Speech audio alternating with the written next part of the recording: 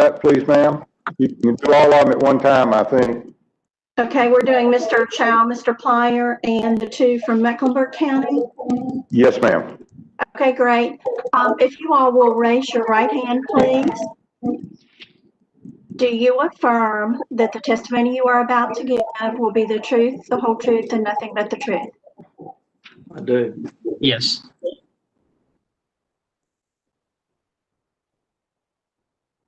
All right. Great. I heard Did Mr. Chow, everybody Mr. Fowler. respond? Yes, I do. I heard Mr. Chow and Mr. Fowler. How about our Mecklenburg County witnesses? If y'all said yes, raise your hand. They did. Okay. All right. Great, thank you. Okay. Are we live and recording now? All right. We'll go ahead and let me introduce our commission members this morning. I'm Bob Hunter, Chairman of the Property Tax Commission. I'll reverse things up a little. Mr. Guest, Alex, who's to my left, Commissioner. Behind him, Commissioner June Michaud.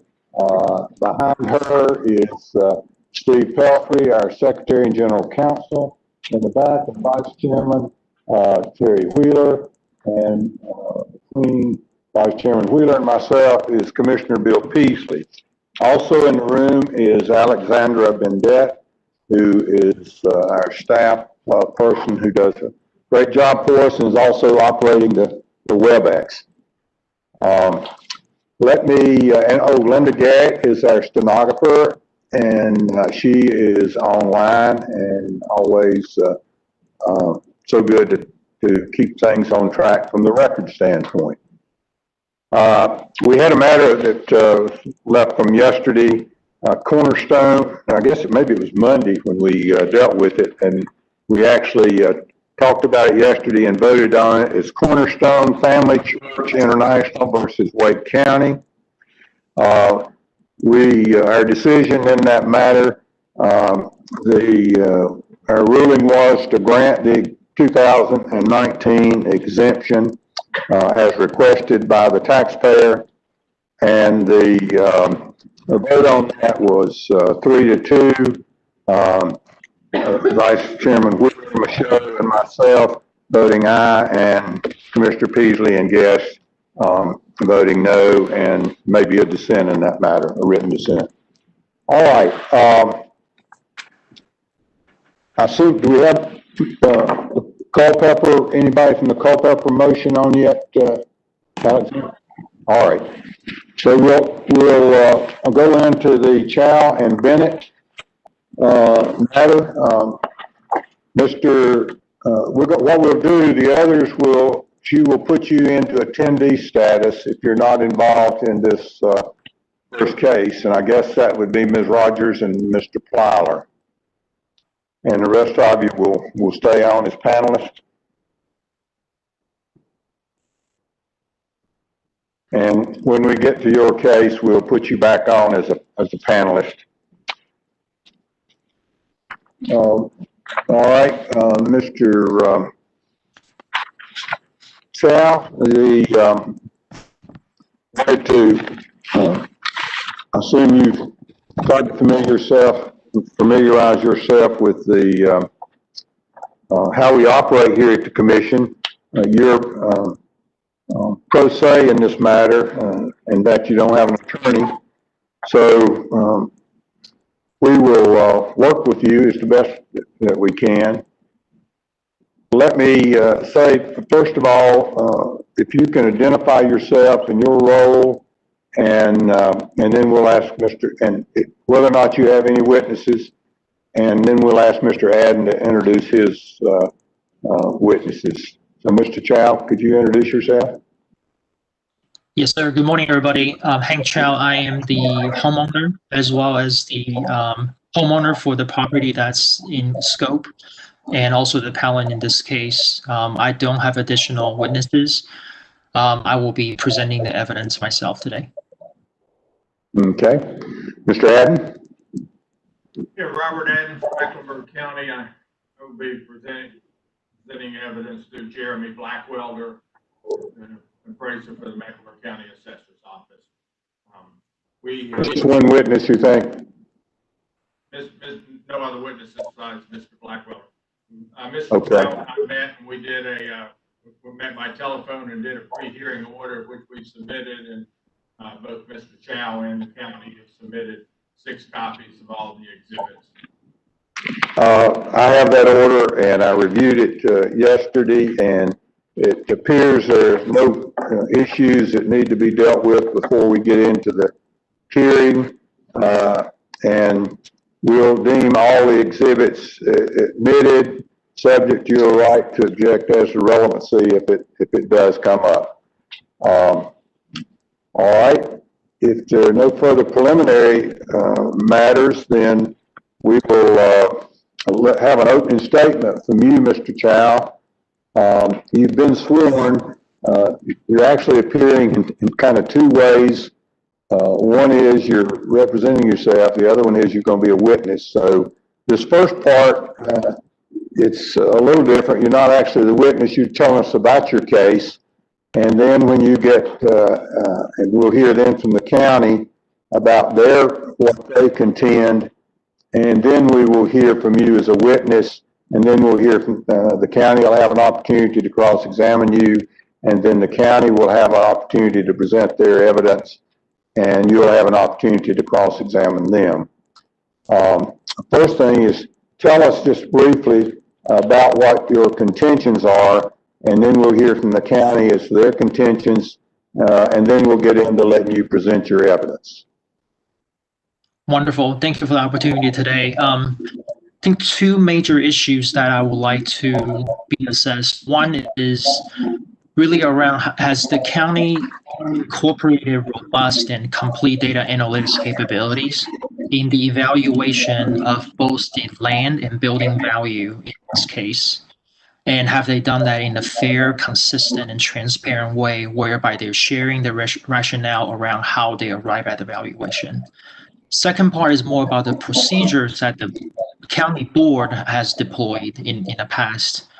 One is level setting with the taxpayer, the expectation when they come to the hearing, what they can expect around the length of the presentation, how the conversation with discussions will go down, and whether the proper equipment for presenting the evidence will be available.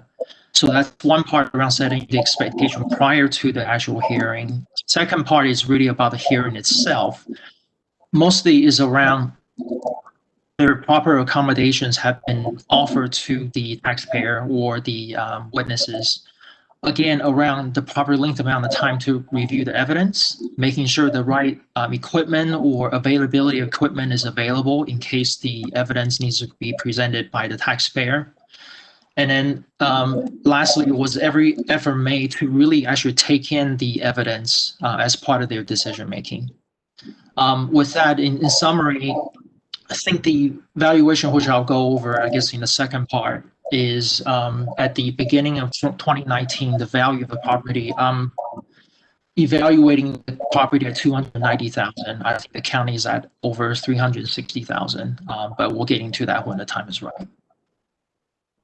All right, well, you can tell us those figures as to what the county valued it and what your contentions are. Sure. Let me just. If you want to tell us that. Yep. My contention is $290,000. The county value is at $367,700. Okay. All right. Any other things before we hear from Mr. Adden as to their contentions, and then we'll get back to your evidence, Mr. Chow. Yeah, I would just say that this is not what I do, and I've never done this before. Hopefully, I never get to do it again. But I would just appreciate your patience and education. If I'm using terms incorrectly or I'm not using the right industry lingo, feel free to correct me. I'm looking forward to being educated today. And I would try to present my information as accurately and based on how I think they should be presented the best I can. It may not make sense to you, so feel free to correct me during the process.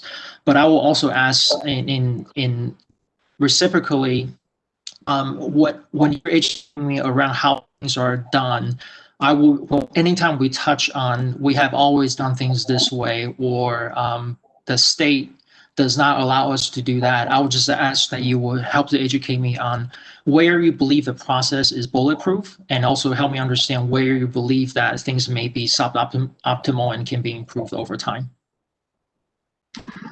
All right, and let me mention, if any time y'all are unable to hear me or any of the other commissioners or one of the other parties, I'm getting the feedback now. I can hear you fine, just so you know. Okay.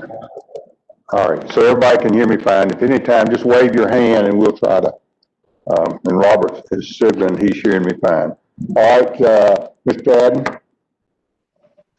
Okay, yeah, I just briefly, case involves Mecklenburg, is a case from the 2019 Mecklenburg General Reappraisal that involves property owned by Mr. Chow and Kelly Bennett at 19716 Charlestown Lane in Cornelia. Mr. Adden, can you speak up a little bit or get the mic a little bit closer?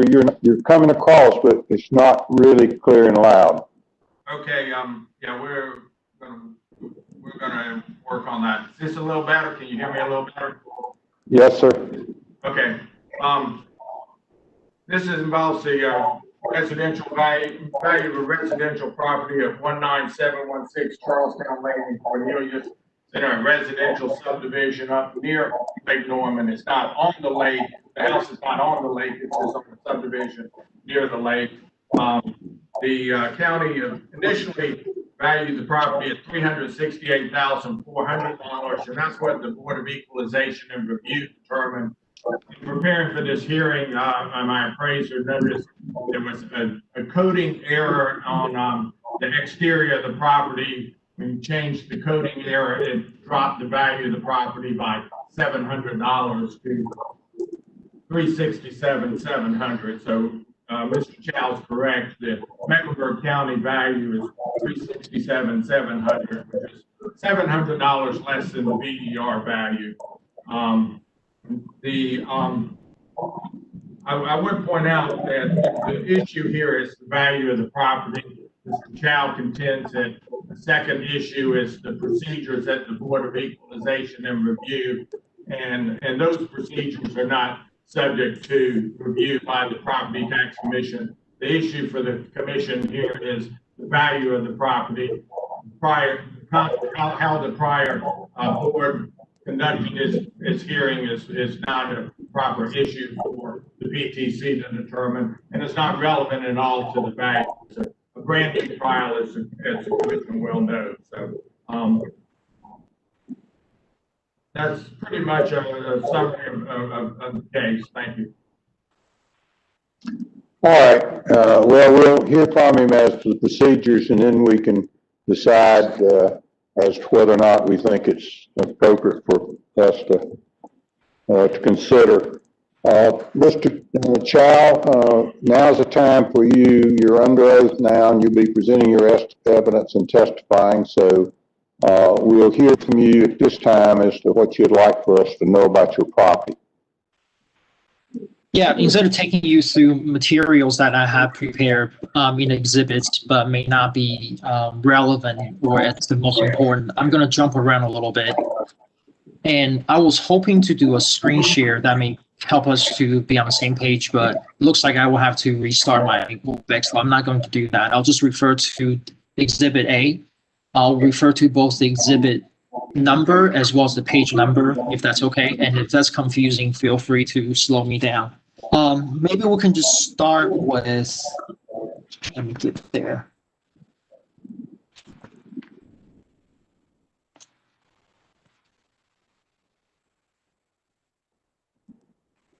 Page 6 of 14, that's Exhibit A4. As well as the following page 7 of 14, Exhibit A5. These two pages seem like they're the same material. What I'm trying to show here is the source of data that I've used. Instead of coming up with my own data, I decided to use the comparable or qualified sales data from the county. I felt like that was going to be more more understandable on both sides.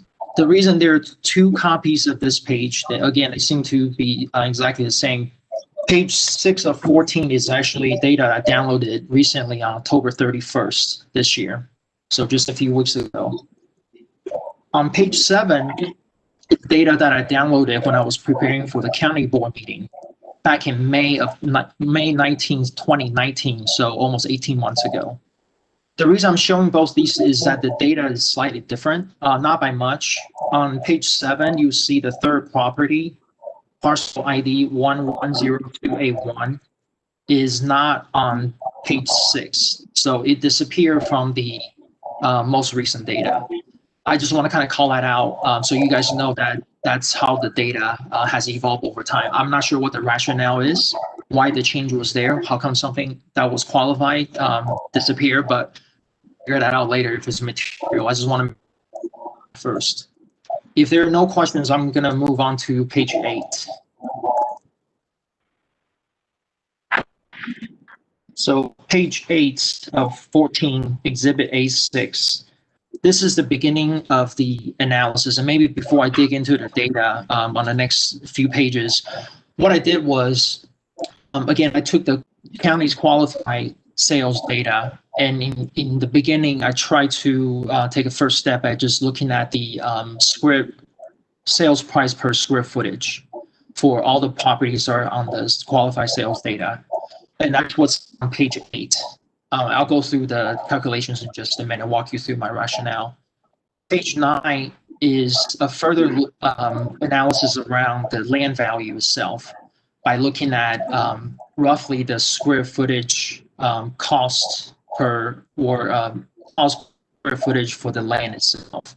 And then on page 10, that's where I kind of combined the two calculations and came out with the overall total value of the property, if you will.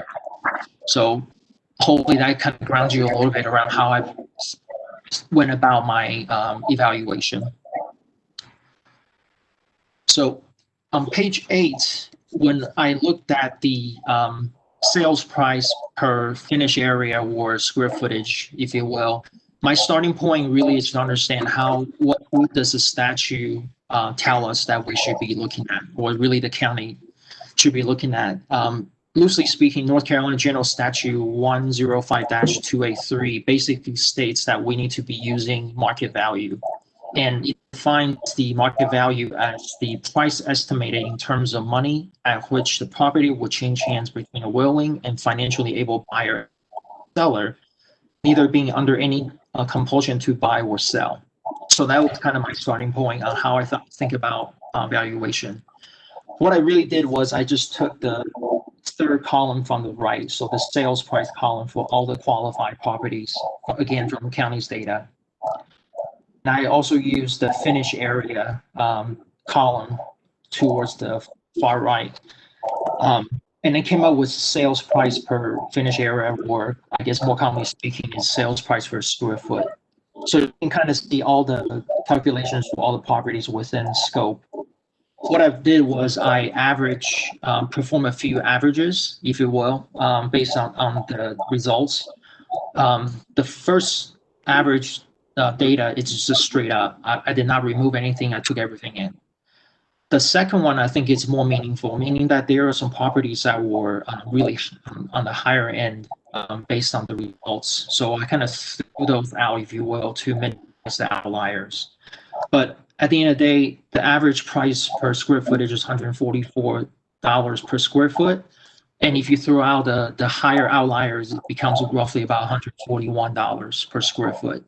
And if I take the 141 figure times the square footage of my property, that gave me a valuation of $324,699. I'm hoping that's all clear, but happy to take a few questions. Don't see any, so go ahead. Okay.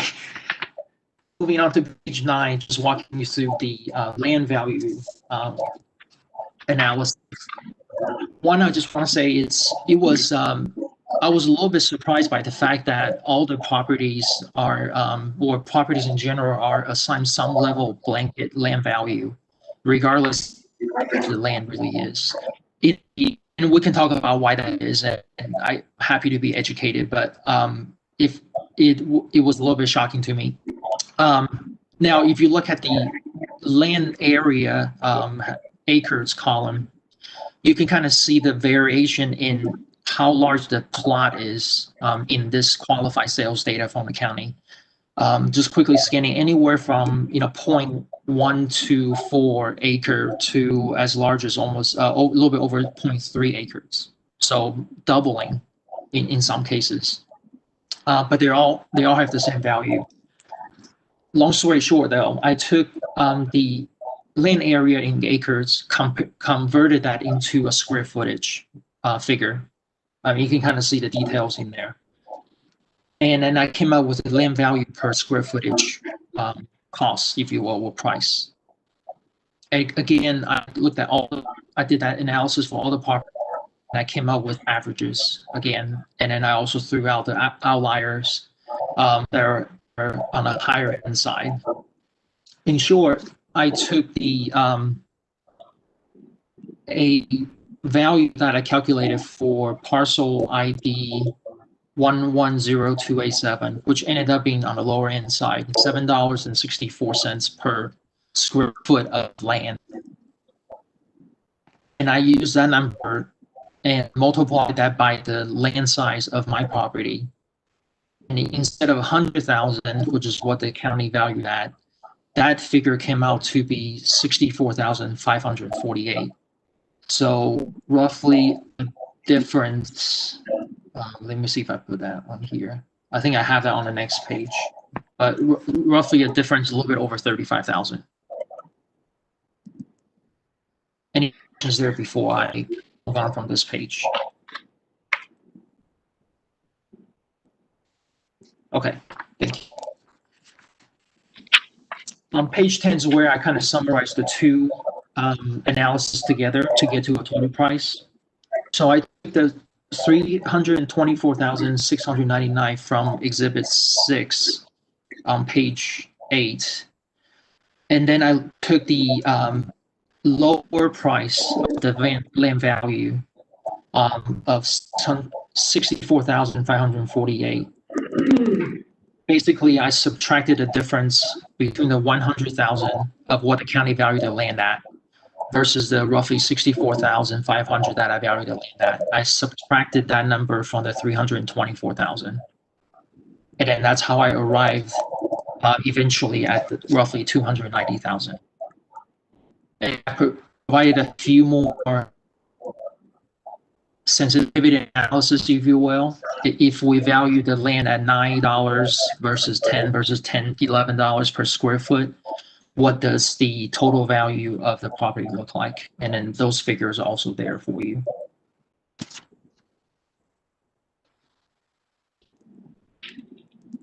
Any questions on those methods of evaluation?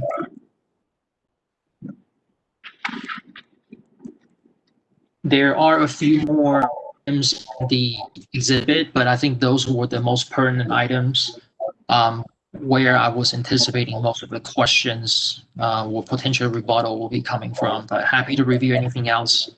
But I think those were the most relevant.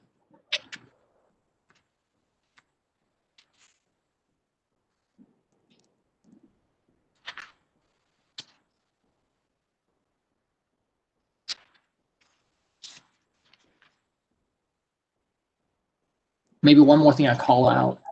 This is on last page 14 of 14. And there are two exhibit numbers on here, so my apologies, it's a little bit confusing. I actually took an exhibit from the county and used it. This is exhibit A11, page 14 of 14.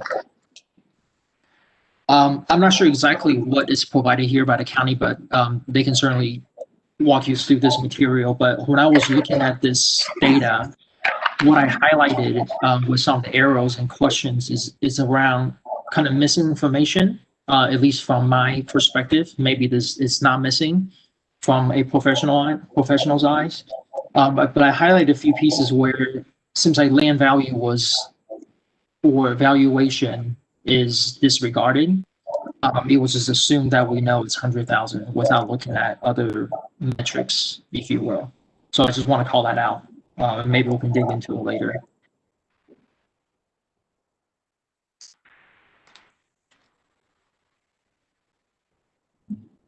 With that, I'll take a pause and see if I can answer some questions or get some feedback from you guys on what other information I can provide that will be helpful. Well, let me ask one question and see if I'm looking at this right. It looks like they had the building value at 267,700 and the land value at 100,000. Is that correct? Based on Exhibit A11? That's a question for the county, but they should confirm. But yes, that's what I'm reading as well. All right, and the figures I wrote down that you came up with on your exhibits was on the square foot basis for the building, it was 324,000. So it was higher than the county, but the land value you came up with 64,000, which was lower than the county. Yeah, let me clarify. Okay. Yeah, so I think You took the difference of the land value and subtracted it from theirs, but, all right, go ahead, yeah. great question. So on page 8, the analysis around the value, that is not just on the building.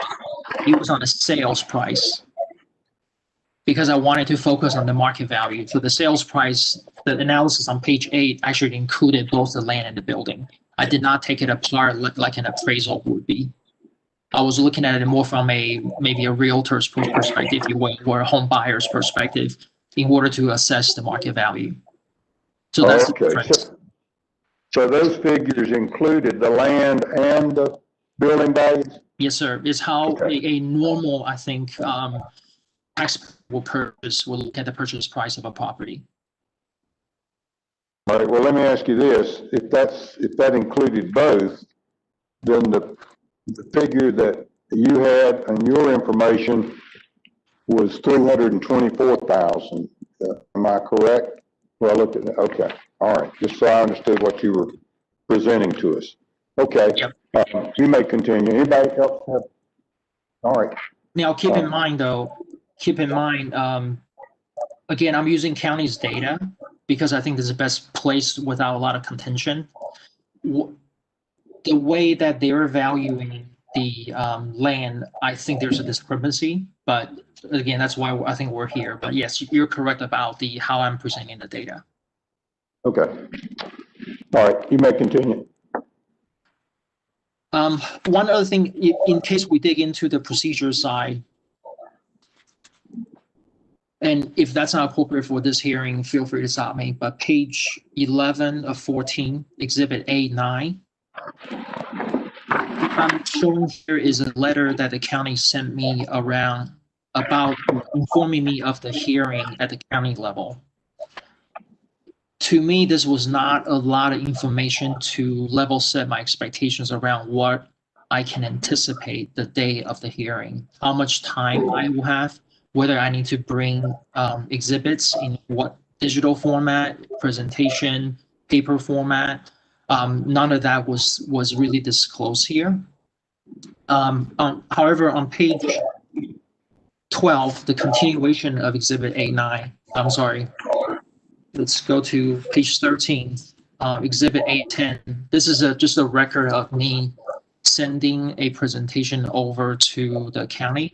Albeit I did this hours before the hearing itself because I didn't get additional directions, and I also don't do this full time, so I was really pressed for time to get this information together. Nonetheless, I sent in this information, but when I showed up at the hearing with my laptop, one, I was not allowed to use my own equipment to present the evidence, and then two, the board stated that they did not receive the evidence that I sent in. So I just want to make sure I share that for your consideration as well. But with that, I think I'll stop. But happy to answer some questions. All right.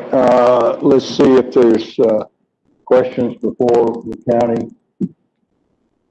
All right. So all the exhibits are in evidence. Mr. Adden, it's your time to examine, Mr. Chow. Thank you. Mr. Chow, you're not an appraiser, are you? I am not. And you have not used any appraisal standards in determining the value. You just sort of used an average per square foot value. Is that correct? It's not a professional standard because I'm not trained, but it's commonly used by realtors and homeowners who are looking for properties. But And it's again, not I'm used using the by- county data. I'm using county's data as a starting point. So if the county's data is not correct, feel free to let me know. But your method, if you look at exhibit A6, which is page 8 of 14, the method that you used there was basically just to take an average of the square footage value for the qualified sales that the county has provided, correct? I think I caught the question. You basically asking, did I take the sales price dividing by the square footage data provided by the county for these properties? If that's a question, the answer is yes. Yeah. And you didn't make any determinations or make any adjustments to the sales. You just took the sale price divided by the square footage to get an average of the price per square foot. That's correct. And you weren't looking to see whether there were any similarities or differences between your property and the properties on this list. That is correct. The reason for that is, again, I don't want the data to become contentious. If this is the data from the county saying these are the quote unquote qualified sales, that was my starting point. If this is not the right data, I would love for the county to provide me with the right data to use. Now, you contend the value of your house is $290,000, correct? Yes, sir. And your house is 2,306 square feet. Correct. Now, looking at these sales on page 8 of 14, you see about a third of the way down, there was a sale of an 1,800 square foot house. You see Yes, the sir. 1,800 square foot house? Yes, sir. And that sold on August the 8th, 2018 for $320,000, correct? Yes, sir. So this house that was 500 square feet smaller than your house sold for $30,000 more than what you contend the value of your house is, correct? Correct. And then a little further down, there's a house at 2,464 square feet. Do you see that, 2,464? I do. And it's a little bigger than your house, but it sold for $383,000 in March of 2018, correct? Yes. And then a little further down, there's another house that's 2,442 square feet. You see that one? I do. And it sold for $383,000 in September of 2017, correct? Correct. Now, in coming up with your average, not consider those sales in determining the average, because you threw out any sales where the average per square foot was $151, correct?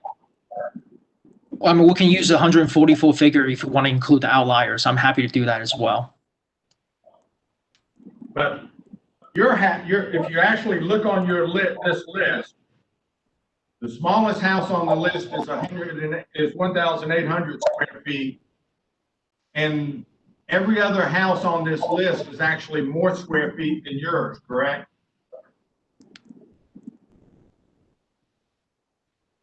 Correct. So really, in comparing the properties,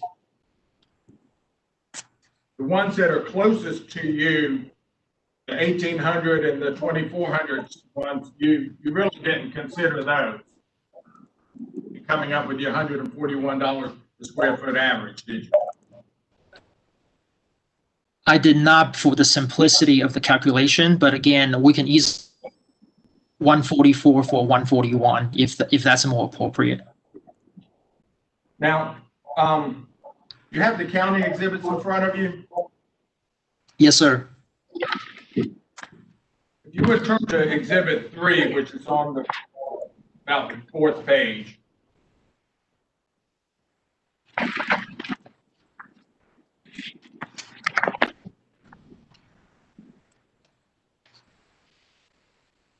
That's an aerial view of your house. Your house is in the green rectangle, correct?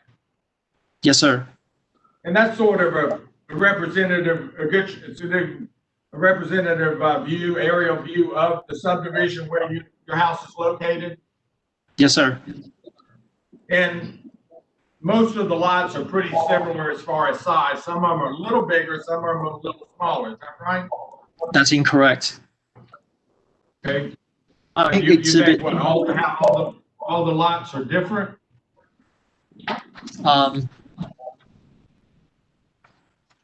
The top of my exhibit A7, page 9 of 14, bullet point 2, I outlined that just in the qualified sales data that the county provided, I did not look beyond that. The variation within the quote-unquote qualified sales data is anywhere from the smallest lot of 0.124 acre to as large as 0.33 acre. That means the largest lot is 266% larger than the smallest lot. Each lot, though, is for a single family residence, correct? Yes, sir. And the county. I don't know that. I don't know that. Maybe you guys can confirm for me. Are there in your neighborhood, anything other than single family residences in your neighborhood? Well, I think we need a definition of my neighborhood, right?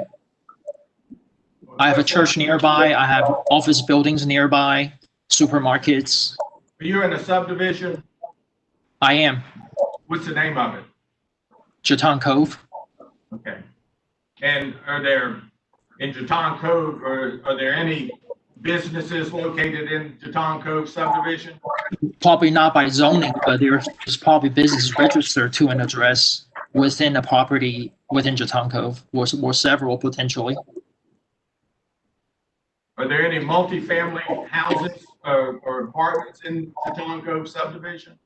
There is not. I will say the qualified sales data or the properties on the data covers more than just Jeton Cove subdivision. So I'm not sure if talking about my subdivision in particular is appropriate or most appropriate. I think it's at least 3 different subdivisions. The exhibit A7, well, if you would, look at Mecklenburg County exhibit number 5.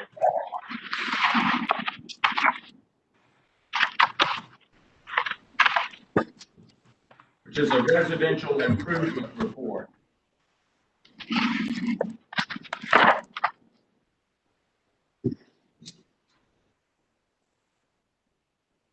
You see your property is on page 8, is on the 2nd page of exhibit 5.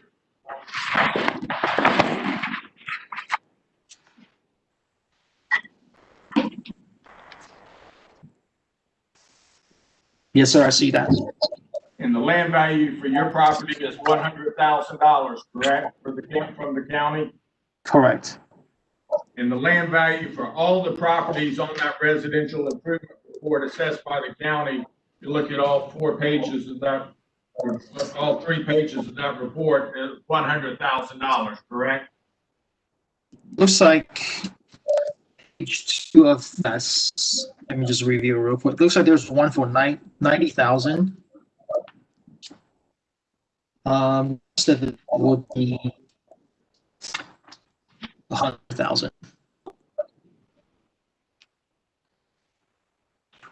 So, under your method that you proposed for the commission, though, instead of having $100,000 lot like all the other lots in your subdivision or around your property, you would have you would contend that the lot value should only be $64,548, correct? That same analysis should be applied, or valuation should be applied to all properties based on their land size and not where the land is located. What my point is, And it should not be 100. do you base that on any appraisal standards?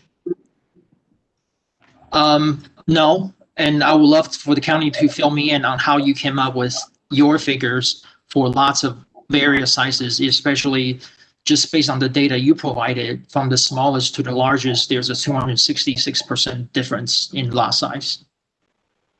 But every lot is a single-family residential lot, one house. The builder buys the lot, or puts one house on, the county has the value of $100,000.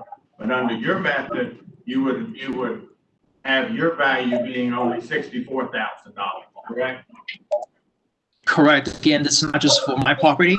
I think the county should do the valuation based on lot size itself for each individual lot, or some ranges, and not, I'm not trying to single out my property, but yes, I think the variations in lot size should be taken into consideration as part of the valuation versus 100,000 across the board for every property, except for that one property on Old Line Court, that's 90,000. But you don't have any sales data to support that, do you? What do you mean by that? I have the data from the county. You don't have any sales data as to what a vacant lot in your subdivision would sell for. That is correct, partially because I don't believe it's part of the data county provided me with, and I don't believe there's been a vacant lot in the subdivision for 15 years, perhaps. I don't have any other questions. All right, Mr. Chow, anything you would like to add, and then we'll see if commissioners have any questions. No, sir, I think I'm good at this point. All right, Mr. Guest? Mr. Chow, I'm just curious, have you met with or spoken with anybody from the county on the phone to ask them to explain to you how they came up with the valuation of your property and the surrounding properties in your subdivision, how they came up with the value of the land, how they came up with the value of the houses, those things? Have you had that opportunity? Have you done that? I have not had an opportunity that's the way you described. I did get one phone call from the county right in the middle of my workday without any appointments with schedules, where I was trying to juggle the call from the county, orienting my thinking from a way to talk about the property. It was probably a 3-minute conversation where the conversation was very haphazard. So outside of that conversation, I wasn't even aware of that an opportunity to speak to the county is even available. Thank you. Mr. Wheeler? Mr. Chow, if you apply your methodology to all these pages like 6 through 10, would it be reasonable to assume that every one of them are wrong?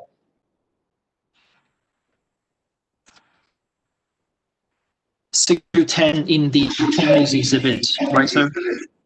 In your exhibits. Pages 6 through 10, and I know some of them are duplicates.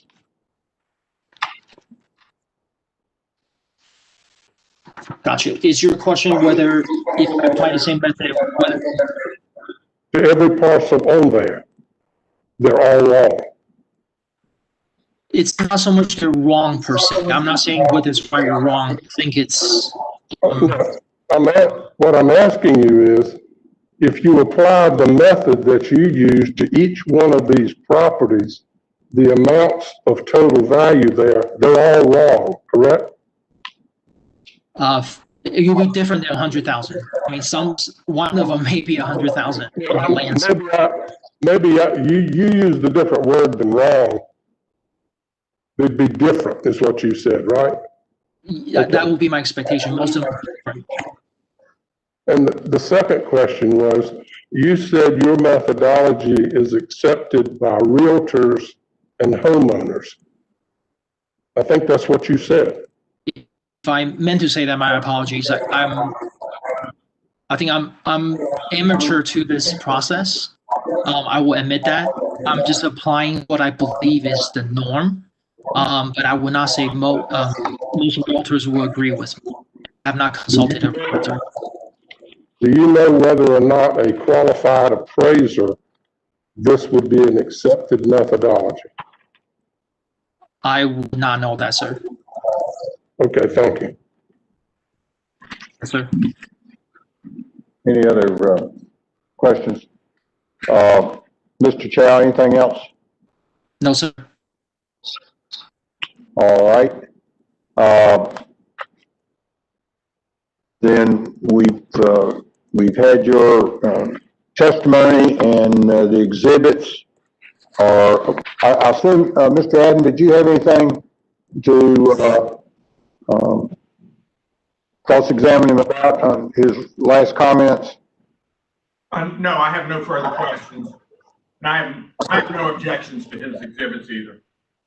All right, so we'll deem all that admitted, and you've given us all the information you'd like to. Is that right, Mr. Chow? Yes. All right, we'll hear from the county, Mr. Adden. First, I would move to dismiss the Mr. Chow's appeal on the grounds that he has failed to meet his burden. As the commission well knows, the county's ad valorem tax assessment is presumptively correct. In order to overcome the presumption of correctness, the taxpayer has to show by competent material and substantial evidence that either the county's assessment was done using an arbitrary method or an illegal method of valuation, and that the assessment substantially exceeded true value and money of the property. The taxpayer can't just challenge the value and say, in my opinion, the value should be $290,000, and I base that on, I believe he says, what he thinks is the norm. He doesn't have an appraisal. He didn't use any appraisal standard. He simply averaged the values from the qualified sales report and took those average values to come up with the value of his property. He's not accounting for differences in the properties.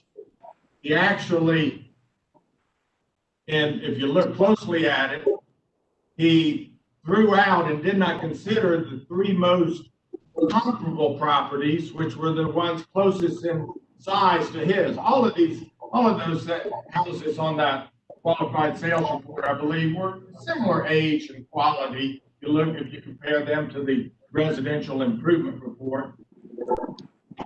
But I think one thing that's telling is that he pretends the value of his property is $290,000. Yeah. But then a few months prior to the revaluation, a house that was 500 square feet smaller sold for $320,000, sold for $30,000 more. That right there shows that his method is not producing true value.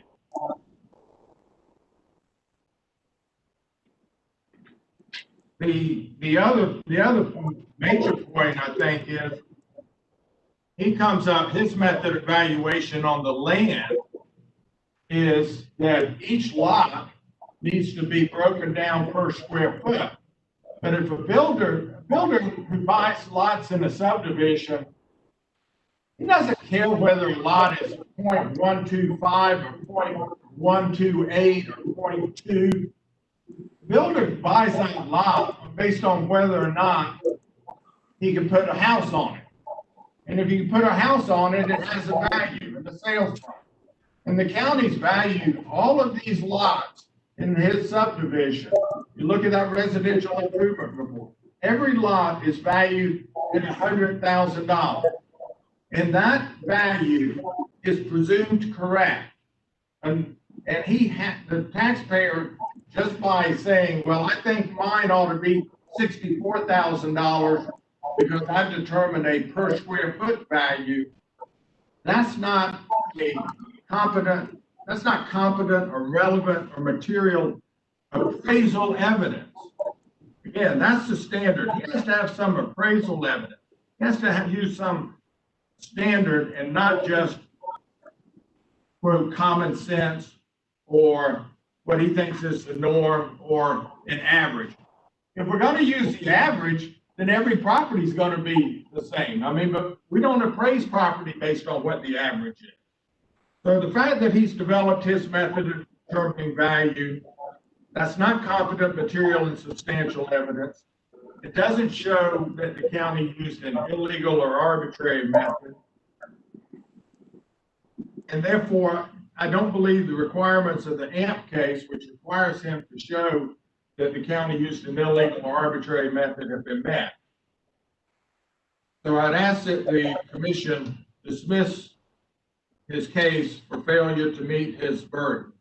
Thank you.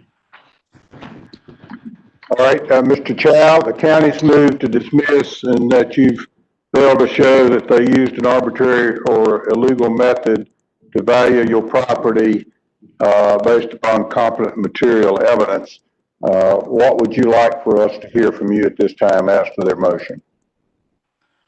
Yeah, I think this word arbitrary is needs to be defined a little bit, right? If they say they have not used arbitrary methods, then I would like to understand what methods did they really use, because I don't believe I gotten an explanation beyond what I can read on my own, either through the website or the materials they sent me, which is very high level.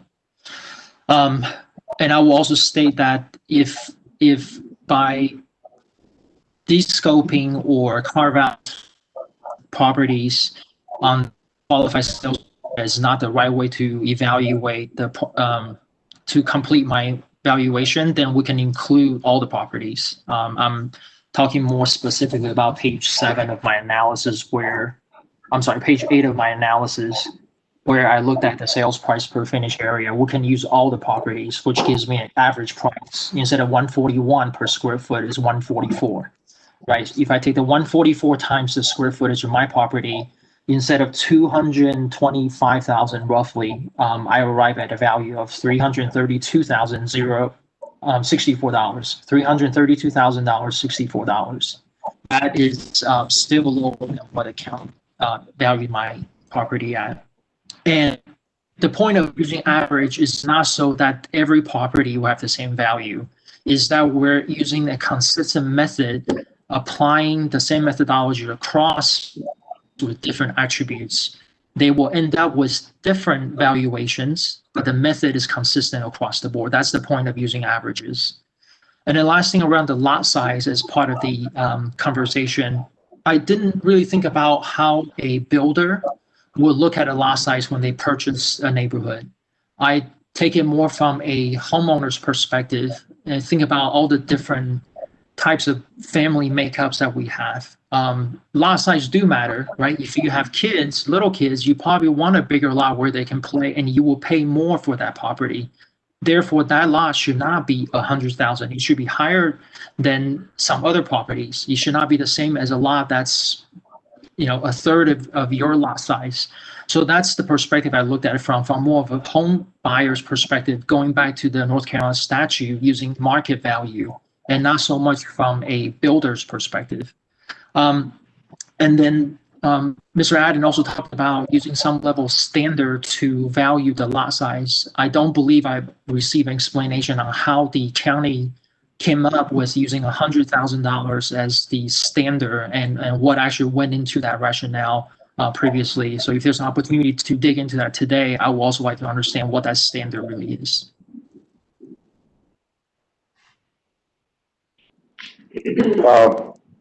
All right, questions from the commissioners? Mr. Adden, just one, I guess. You said the county did not use averages, but it did use the same value for each lot, and Mr. Chow was, I guess, asking, how you arrived at using the same value for each lot, the 100,000. You care to comment on that? Well, the county does sales studies when it does its general reappraisal. It does sales studies of vacant lots. It does sales studies of, you know, lots that have improvements, and then using extraction to determine a lot value. And in this particular case, the county determined that the lot value of all the homes in this Jeton Cove subdivision, which, as you can see from the aerial photo, it's a fairly standard subdivision, all built about the same time, that the lot values of all those lots was $100,000, and that's based on sales data. So that, you know, I mean, that's sort of the layman's explanation of how the county does it. Sure, Mr. Blackwelder, if we have to get into it, we go into more detail on determining the value. But the point is that the county, and the county does make adjustments for size. If there is a lot that is considerably larger than others, they make adjustments for size. And if there's a lot that's considerably smaller than others, there would be an adjustment. And if there's a lot that has topography issues or stormwater issues or utilities running through it, the county makes adjustments for all of those. But in a typical residential subdivision that's been built in the last 20 years, pretty much the values of all those lots, if you're talking about, a quarter, an eighth of an acre or a quarter of an acre lot value, the lots are probably going to be pretty much all the same in value. Again, there would be adjustments made if there's topography issues or utilities or something like that. In this case, just looking at that residential improvement report that I pointed Mr. Chow to, every lot in that subdivision is valued at $100,000. All right, Mr. Chow, anything else? And maybe beating a little bit of dead horse here, but go back to the term arbitrary, right? I would love to understand how the county has not arbitrarily valued the land size, putting the building value aside for now. If the county does adjustments based on larger and smaller lots, what are those standards? So we can make sure that the method they use is not arbitrary. If county does adjustments for utility, stormwater, presence, what are those standards? So I can at least understand and have some level of transparency into the method to understand whether it's arbitrary or not. No one has attempted to even offer up that information to taxpayers based on what I can find. All right, I don't see, Kevin Wheeler. Well, Mr. Chairman, if Mr. Chow has questions of the county's witnesses, I think they'd be appropriate at the time the county has a witness on the stand. We have a motion by Mr. Adden that we're trying to get questions from him, from Mr. Chow to the county. Don't know if this is the right time for that. Well, all right, if there's no further questions, then we're going to deliberate on the motion, and we'll go off the record while we do that, and we will be back when we reach a decision, okay? Wonderful, thank you. Thank you.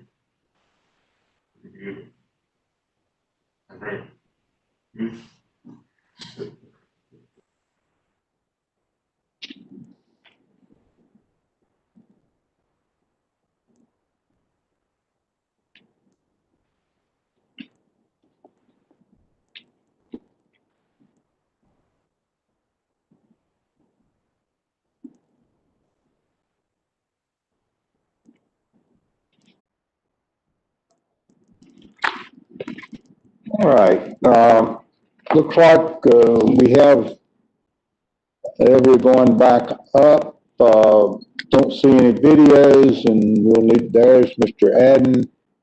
We'll need, okay, there's Mr. Chow and Mrs. Garrett. Okay.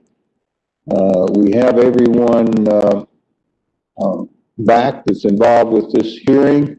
The commission has deliberated on the county's motion to dismiss and has voted unanimously to grant the county's motion to dismiss Mr. Chow.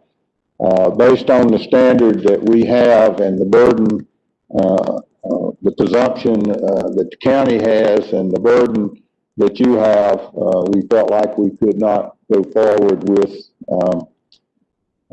the hearing, and that we were obligated to dismiss it.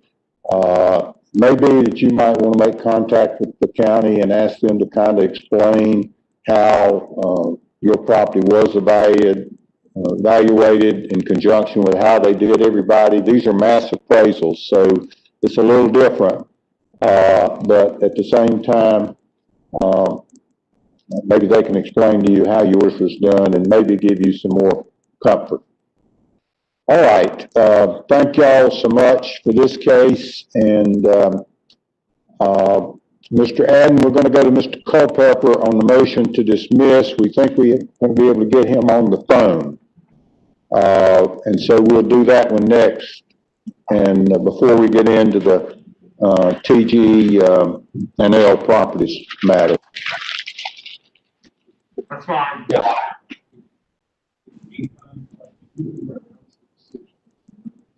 Yep. Yeah. Mr. Chow, could you hear everything I said? Yes, sir. Okay, okay. And obviously you'll get your letter about the notice, and it'll tell you about appellate rights and things like that. Did you say appeal rights? Appeal rights, yes. It'll mention that in the letter when you get the decision. Wonderful. Would it be okay if I ask one question? Sure. I'll see if I can answer it. You mentioned that there may be an opportunity for me to contact the county and do more of a thorough review for them to educate me on how they value my property. What's the best way for me to go about that? Mr. Adden, can you have somebody try to make arrangements? Is that something you would feel comfortable in doing, Mr. Black? Mr. Chow, Jeremy Blackwelder, who's here in the room, I'll have him give you a call or send you an email to set up a call to talk about your value and answer your question. That's certainly not a problem at all. I think one of the things that we learn a little something at every hearing, and one of the lessons learned here is that there may have been a little lack of communication with you on our part, and we need to do a better job at explaining our values to people. You deserve more than 3 minutes, a 3-minute phone call. And Jeremy will talk with you and answer any questions you have. Wonderful. Thank you. Thank you. Thank you. I don't have any further questions. Okay, good. All right. Let's see if we have Mr. Chow, if you can stay on as an attendee. Anybody is welcome. But move on to the next matter that we have on the agenda, which is the motion to dismiss filed by Mecklenburg County and Culpepper. And we're attempting to get Mr. Culpepper on the phone. We're not going to be able to get him on the WebEx meeting, apparently. Hello. Mr. Culpepper? Yes, sir. Can you hear me okay? This is Robert Hunter. I'm chairman of the Property Tax Commission. I can hear you, not with great clarity, but I think I can understand you. All right, I'll speak, try to speak a little more forceful into my microphone. Can you cut it up a little bit? No. No, it's low enough. Can you cut the volume on your phone? We can't cut ours up anymore. No, it's fine. The level's okay. Okay. All right. I'll try to speak directly into the microphone. So we have the North Carolina Property Tax Commission sitting today and hearing various matters, and we're in session now. And one of the matters that we have today is the motion to dismiss filed by Mecklenburg County in the Culpeper and Culpeper Family Limited Partnership, 19 Property Tax Commission 0597. So it's here on a motion to dismiss, so we're going to hear from Mr. Adden on their motion, and then you'll have a chance to respond. We won't put you under oath since it's not testimony, and it appears from the record that things are pretty clear as to the facts, but if necessary, we'll have you sworn if that is determined to be appropriate.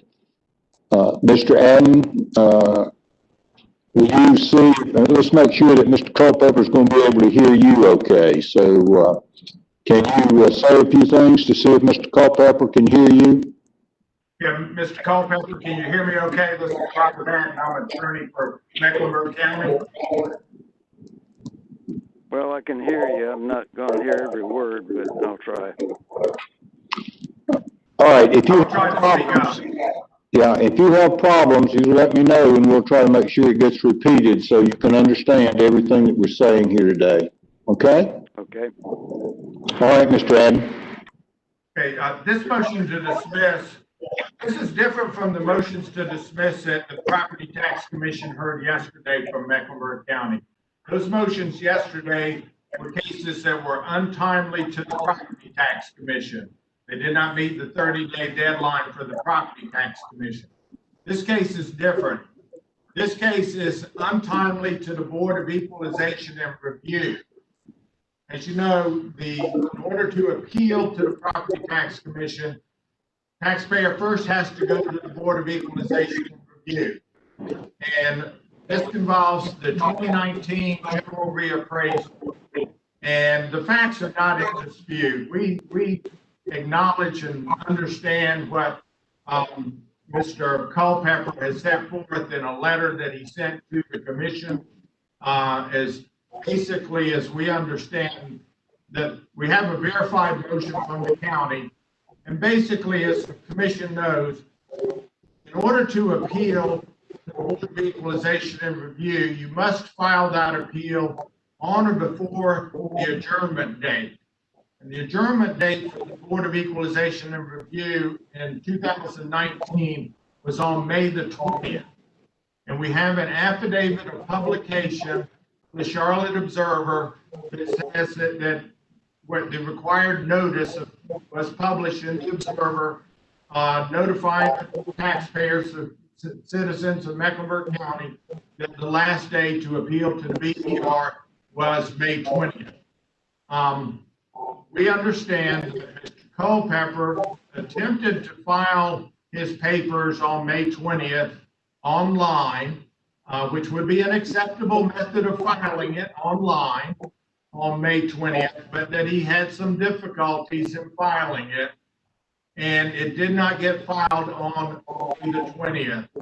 Instead, the next day, Mr. Culpeper personally delivered to the county his notice of appeal. By statute, he was 1 day late. And accordingly, the county has filed this motion to dismiss. I would submit to you that if the Property Tax Commission denies the motion to dismiss, then the remedy would be for the Property Tax Commission to remand the case back to the Board of Equalization and Review for a hearing on the merits.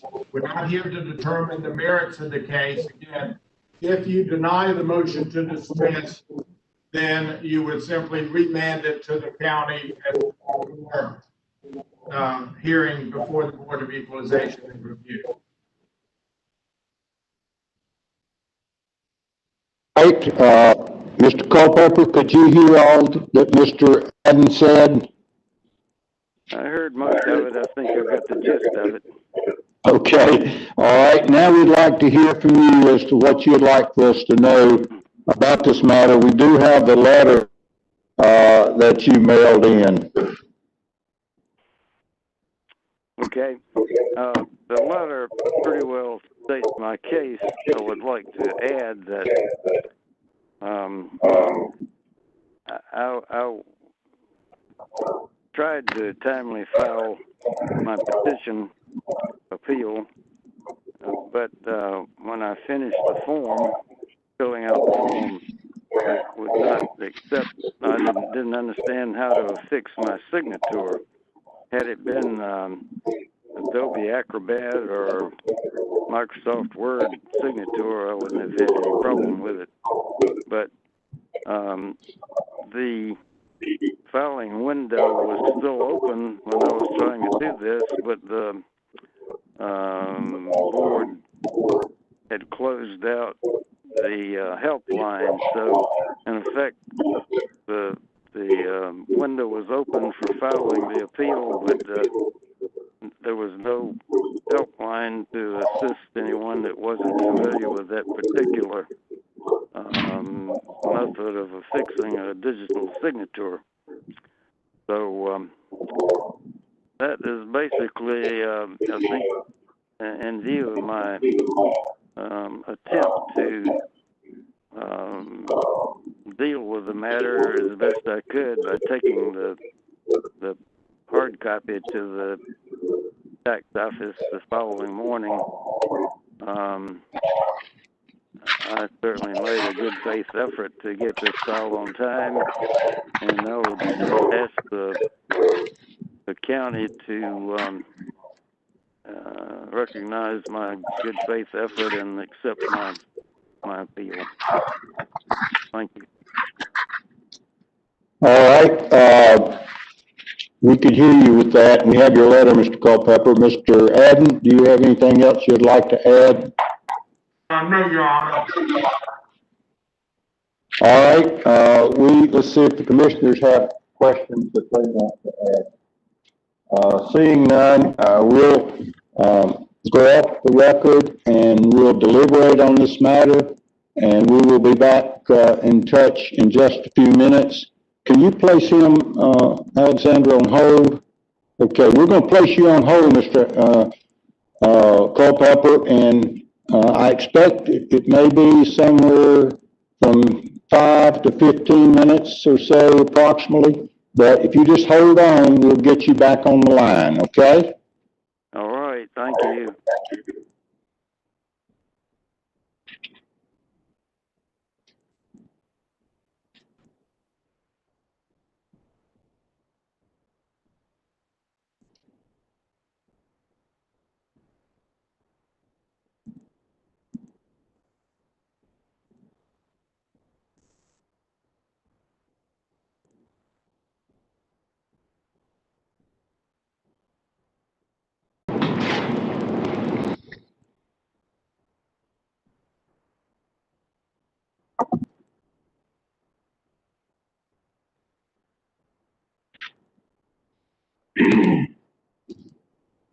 Hello. All right, I think we have back on, let's check and see. Mr. Culpepper, Mr. Culpepper, can you hear me? Yes, I can. All right, Mr. Adden, can you hear me, I guess? Yes, I can hear you. All right, and Ms. Garrett, I assume you can. Okay. All right, we're back in session. We've deliberated on the county's motion, and the commission has voted 3-2 to grant the county's motion to dismiss. Mr. Culpepper, if you can hear me, the commission by a majority vote has determined that you were not inside the time limit as the statute requires, and the majority did not feel that they could deny the county's motion. Could you hear me okay? Yes, I could. All right, and you'll get a letter with their opinion sometime in the reasonably near future, and it'll set out any rights that you may have in that letter that you'll get with the opinion. Okay? Okay, thank you very much. All right, thank you, sir.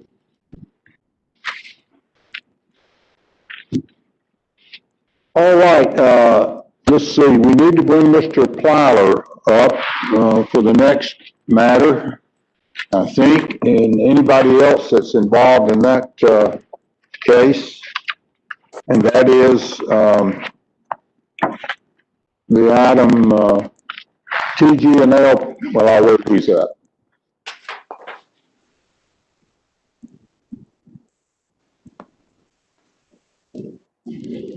All right, Mr. Plyler, can you hear me okay? And we need to get your video. There you are.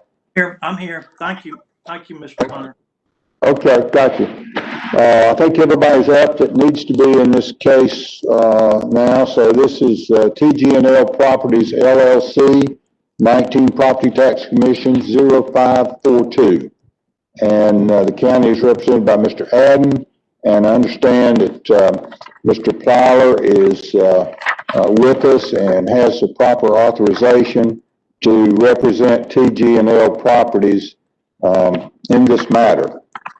All right, we have I think a pre-trial order, in the matter, and we have, I think, Mr. Plyler, I believe you're the only witness, and, Correct. Now, and, it won't be as long as Mr. Chow.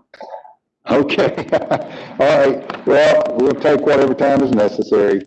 And, the county, lists, 3 witnesses here. Mr. Adden, how many witnesses do you expect to have? Just one, Don Olson is the, commercial appraisal supervisor. Okay, Mr. Olson there, all right. Then, and we have the exhibits. I think there's no objections to any of the exhibits that's been filed in this, matter. And, so we'll deem them as admitted, with the exception if there's any objection that's sustained as to relevancy or a proper, motion that happens to be granted. Mr. Plyler, you're here, you're not an attorney as I understand it, and you're here representing the company. Yes. Yes. Manager. All right, what we do here is, we at first have you to give a brief explanation of your case. You've been sworn. The first part is not, under oath, unless you want to say it is. But when you testify in the second part, you will be testifying under oath. And we'll hear a brief statement from you, and then we'll hear a brief statement from Mr. Adden. And hopefully from that, we'll have an understanding as to kind of the case that we're dealing with today and the issues. And then you'll have an opportunity to present your evidence. And then the county will have an opportunity to examine you, and then we'll proceed from there. So you want to tell us briefly about your case? If you basically, if you want to know what TG&L Properties stands for, it stands for Two Guys and a Loan. All right. So we bought these properties many years ago. They're industrial properties. They're older industrial properties. They're leased as industrial properties. And, we really haven't owned the buildings. The neighborhood is gentrified in that people are buying these older buildings and converting them to other uses.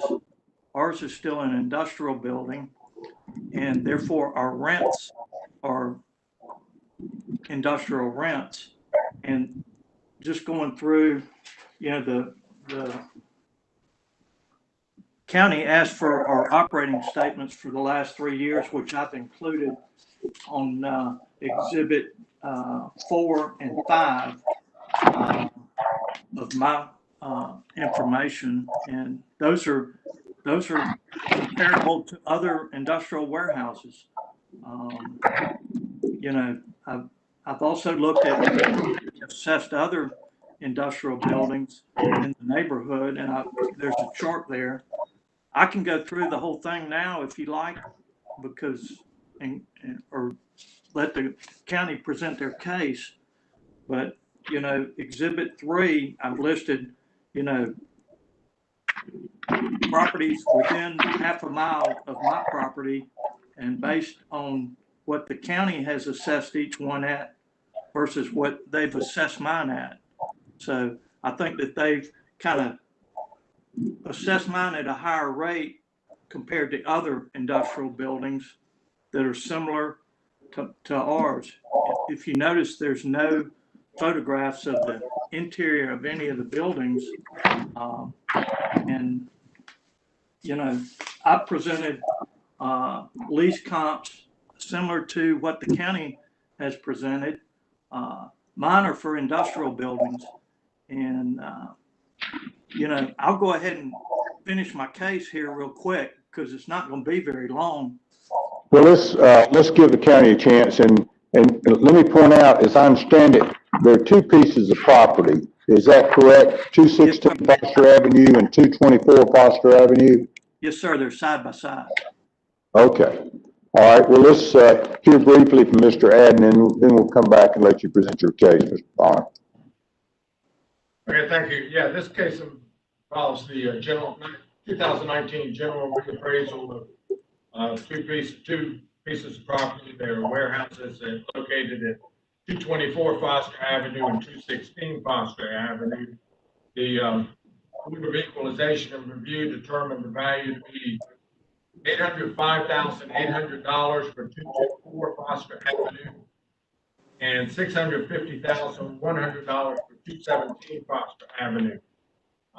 The larger property, 224 Foster Avenue, is 12,000 square feet, and 216 Foster Avenue is 9,597 square feet, a little smaller.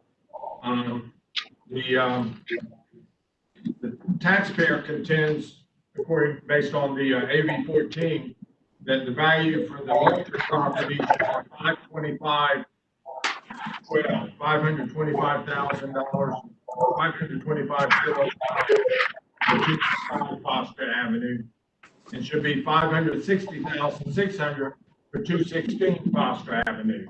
It actually has the smaller one valued higher than the larger one. I would point out on the cover page for the county's exhibits, county exhibit number 7 is the property record card for 224 Foster Avenue. And on that cover page, I have a typo. 224 Foster Avenue is $805,800, not $850,800. That's just a typo on my part. That's on the cover page of our exhibit. We expect to hear some evidence from, if we get, the county has to present its case, the county will be presenting evidence based on the income approach and based on the sales approach.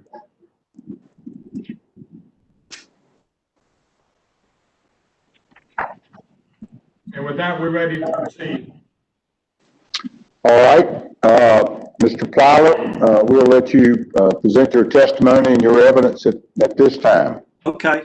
If we'll take the county exhibits that you've got in front of you, you can see that Exhibit 2, these are older industrial buildings. If you look at Exhibit 3, the two properties, you'll notice that these have the original roofs on them. If you see all the other buildings in the area, they all have new roofs. We're still operating with the old roofs. Flipping over to, you know, the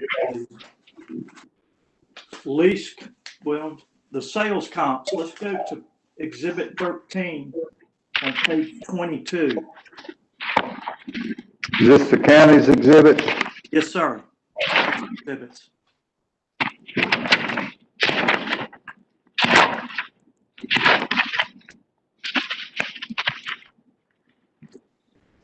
You look at 2905 Griffith Street. Sales price was $1,035,000. they financed $1,200,000. So that tells you that they're redoing that building, or either they got a banker that, you know, I've tried to borrow money. I can't borrow more than I'm paying for a building.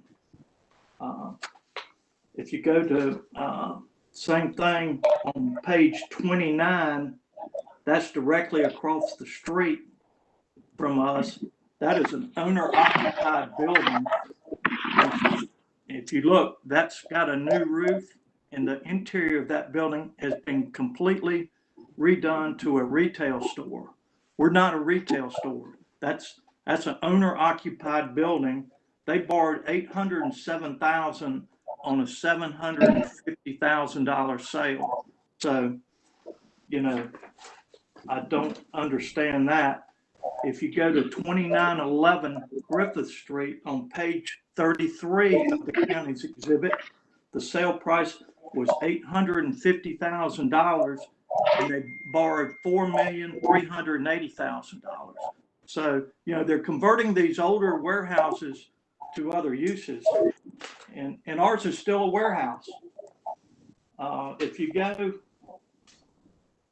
that's from the sales. If we go to the lease comps that the county has done on page 42.1, they've listed an average rent of $8.98. Does everybody see that? I'm sorry, what page is that? 42.1.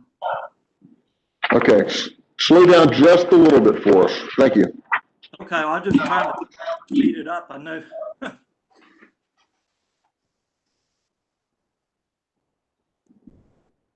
All right, everybody have that? I think we have that now. Yeah. So their average asking rent of $8.98. If you go to 42.2, if you go down the list, you know, they've included they've included 4 retail properties, a smaller space of 1,200 square feet, which rents for a higher per square foot rate, and owner occupied. That's on, let's see, and we'll go through each one of those individually. If you go to 42.3, the next page, their lease comp up at the top is 4200 South Boulevard. If you're familiar with Charlotte, South Boulevard is a major retail section of Charlotte, and retail rents, as we all know, are higher than warehouse rents. If you go to 42.4, the next one, Ultimate CrossFit is the tenant. This is more of a retail space. They're saying it's industrial, but it's a workout. It's a gym, and you know, they pay more than warehouse rates. The next one, 42.5. I don't know. That's an owner-occupied building. I don't know where they came up with that rental rate, but that's right across the street, upfitted for retail, and it's an owner-occupied building. The next page, 42.6, and where I'm getting this is from their information. If you look at the tenant at the top of 42.6, it says Summer Hour Lamp, retailer. Okay, we're a warehouse. We're not a retail building. 42. You go to 4211. There again, South Boulevard, major thoroughfare, retailer. You know, up at the top, it's got the tenant, Garibari, and its industry is a retailer. Those are retailers. So if you take the high rents that they're showing in their comps, it really comes back down close to what I'm getting for my rent. You know, they have a breakdown. If you go back to 42.1, if you take out the $412 square foot rent, you know, it brings that rate down substantially. And let's see. That's pretty much all from the county's exhibits I wanted to point out. I'm sure Mr. Hunter and the rest of the commission is very familiar that retail rents are higher than warehouse rents. Mr. Plyler, Yes. have you taken that on 42.1? Have you taken the retail rentals out and computed, if you compare industrial rents to industrial rents, what yours should be in those comparisons? Well, we'll get to that. I haven't. Oh, okay. We'll get to that on my exhibits, because I finished with the county's exhibits, and I was going to jump into my exhibit. That's good. Thank you. And if you've got any questions, I'm a commercial real estate agent. I know values, and you know, there's the only way I could get that for that building is if I was ready, willing, and able seller, and I wasn't getting income on it, but it's a warehouse. Mr. Plyler, okay, let me ask you a question. Have you determined what the highest and best use of your properties are and why? The highest and best use is the use they are now. And why do you say that? Because for me to get another kind of tenant in there, I'd have to spend, you saw all the loans, people are putting a gazillion dollars in fixing these buildings up. I don't have the money to borrow to fix them up. These tenants have been with me for many years, and I go up on their rent every year. And, you know, I could probably get the rents they're saying. If I would spend, you know, $1 million on those two buildings, I'd have to spend $500,000. I mean, it's all a function of rent. I mean, do you do it or do you don't do it? So if you got any other questions, I'll be glad to answer them. But, you know, I just don't understand when they ask you, when you send, when they ask you, when you get your notice to please send a past 3-year operating statement for the building, and then they just ignore it. I mean, I was doing what I was explained and I needed to do. And if you look at my exhibits, I've got a 3-year operating history exhibit, taxpayer 4 and taxpayer 5. If you look at that, you know, and I capped my income at a 9% cap rate, which is probably a fair. It's probably not the highest, probably not the lowest, but I don't know what the county uses when they do cap rates. But I'm going back to taxpayer number 6 now, and I'll finish up here in a minute. I pulled 11 deals just like the county, and my average rent was $4.71. And you know, I can pull anything up that you want it to be, and I just think that the county didn't look at the comp. They looked at the sales comps, number one, but they didn't look at what people were using the buildings for. I mean, how do you borrow $3 million more on a building that you pay $1 million for unless you're going to get higher rents? So feel that they've never been inside these buildings, and how can you appraise a building without, you know, I know it's hard. You can't go in every building, but you're assuming stuff that, you know, shouldn't be assumed.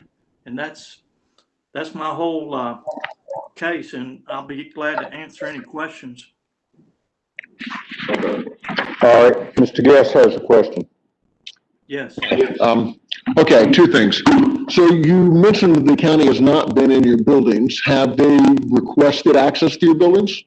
No, sir. Okay. You indicated that you are a licensed commercial realtor.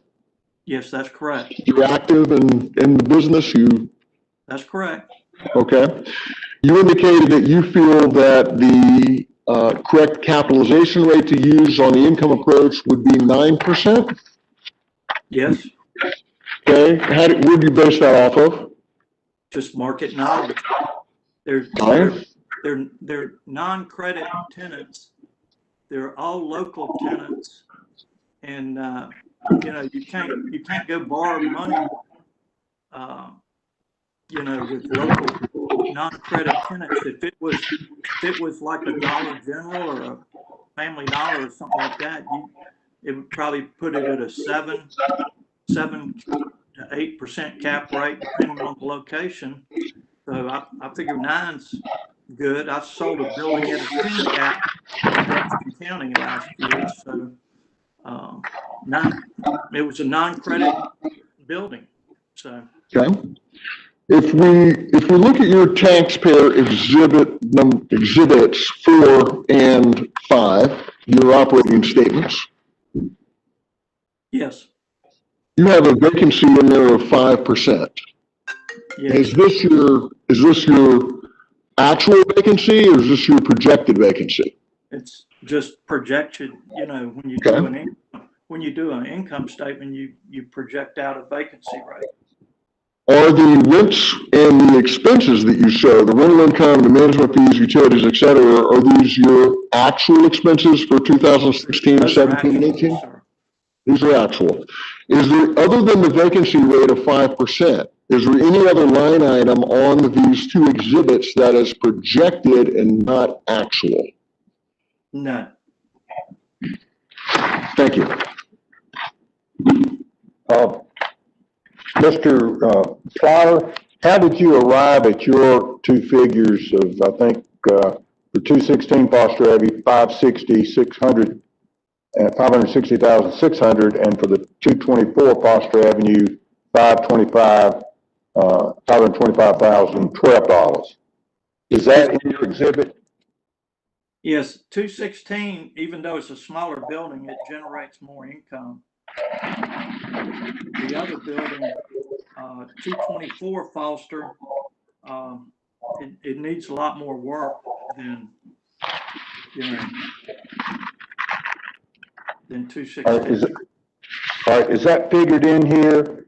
No, it's not, but what I did was I took the cap rate on each building. If you look at my exhibit 2, based on the income approach, the value should be 563, 455, 55. Okay. And then what I did was take the average from the counties on exhibit 3. If you see all the property addresses, they're all within a half a mile of my property. I broke it down to the land area of each one of those properties, the land value on each one of those properties, and the land value per square foot. Does everybody follow that? On your exhibit 3? 3, that's correct. Yes, sir. Okay. You see the county's land values are there, and the land value per square foot is there. Then I took the building area of each one of those properties, and the tax value of the building value in the next column, and then the tax value per square foot on each column, which gave you an average of $33.63. And back on the other one was $10.55 on the land. The extra items I left alone. And then I took the total tax value on the last column of exhibit 3 of each one of those buildings. I took my first 2 of my buildings on Foster. Then the next one is 200 Foster. The next one is 414 Foster. Then 432 Foster Avenue. Then 3315 Pelton Street, then 3316 Pelton Street, and then 3338 Pelton Street, which is within a half a mile of my building. And I broke it down. The total tax value of each one of those is in the right-hand column. And if you took all those up and added the land value plus the building value and applied it to mine, you know, you would have the value of, back to Exhibit 2, 216 Foster Avenue, 21,413 square feet of land times $10.55 per square foot, plus the building, that the average was $33.63 a foot. And then I added the extras and then did the same thing for 224 Foster, 22,000 square feet of land at $10.55, plus the building of $12,033.63, plus the extras. The total for Foster, 224 Foster, was $642,346.20 versus $557,744.16 for Foster. Then I got the value on the cap rate on each one of them and added those two together and then divided by 2. That's how I came up with the values.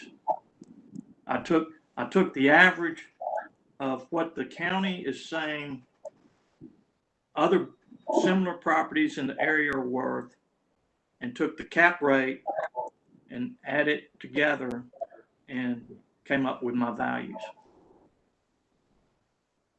I'll be glad to answer any questions. I mean, it's pretty simple math. Mr. Guest? Okay, a few more questions for you. On your Exhibit 3, okay? Yep. You start off with your two properties, 216 and 224 Foster Avenue. Tell me how your property, 216 and 224 Foster Avenue, compare to 414 and 432 Foster Avenue. I know that 414 and 432 are larger square footage buildings, but age, quality of construction, use of the buildings, what makes your properties different here? You've included them in your analysis. I don't see any supporting documents or photographs or anything else that's going to provide us with any details or information on these properties. Unless they're in the county. I mean, they're 50s warehouses, everything. I mean, they're on Foster Street. I mean, it's like across the street. I mean, you know, why is that land valued at $4.30 a foot and mine's at $14 a square foot? Their buildings are $37 and $30, and you know, mine are $33 and $38. Have you been physically? Have you been in 414 Foster and 432 Foster? Hold on, I'll tell you. Let me pull them up on a map. I'm not exactly sure. One of those is a cabinet shop, which at the time of the revaluation, I had a cabinet shop in my building. So he had to move because the city was making him put a sprinkler system in, and he'd been there for 15 years. Let's see.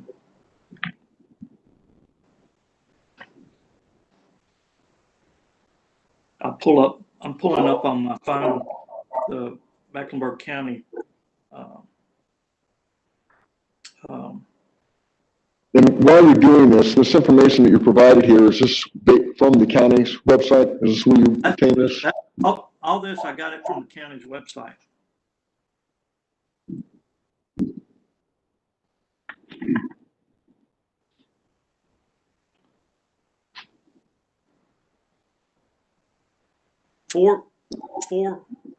414 Foster Avenue is a cabinet shop. It's 1, 2, 3, it's 4 buildings away from 1, 2, 3, 4. It's five buildings away from my building. It needs a new roof. You can tell it needs a new roof. And it's an older industrial building. It's a cabinet shop right now. They're the cabinet shop is looking to move, but same reason, because the county is making them put a sprinkler system in that building. So Okay, so 414 Foster Avenue, you're saying is comparable to your buildings. 100%. Okay, how about 432? 432. Let's see. Let me pull it up.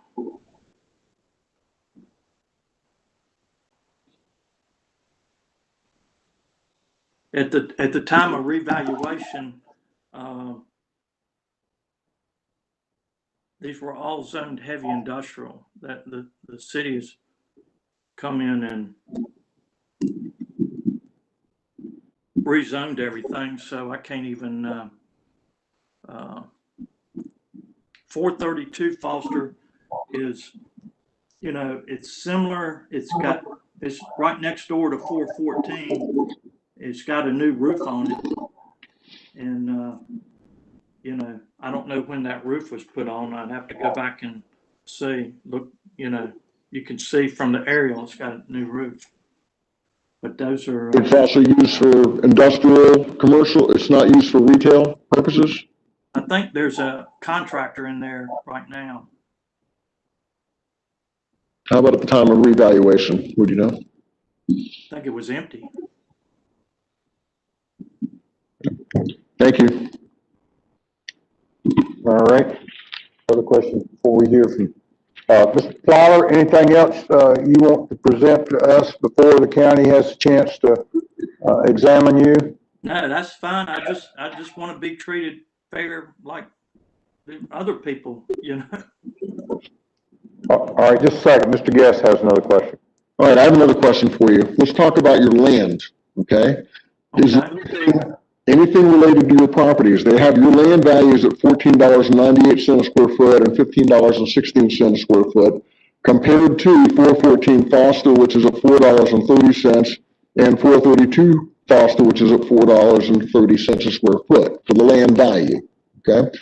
Are there any characteristics in 414 and 432 Foster that you're aware of that would result in a lower land value? Topography, streams, utility easements, nuclear waste dumps, anything that would create a problem and a reduction in the value in compared to your land?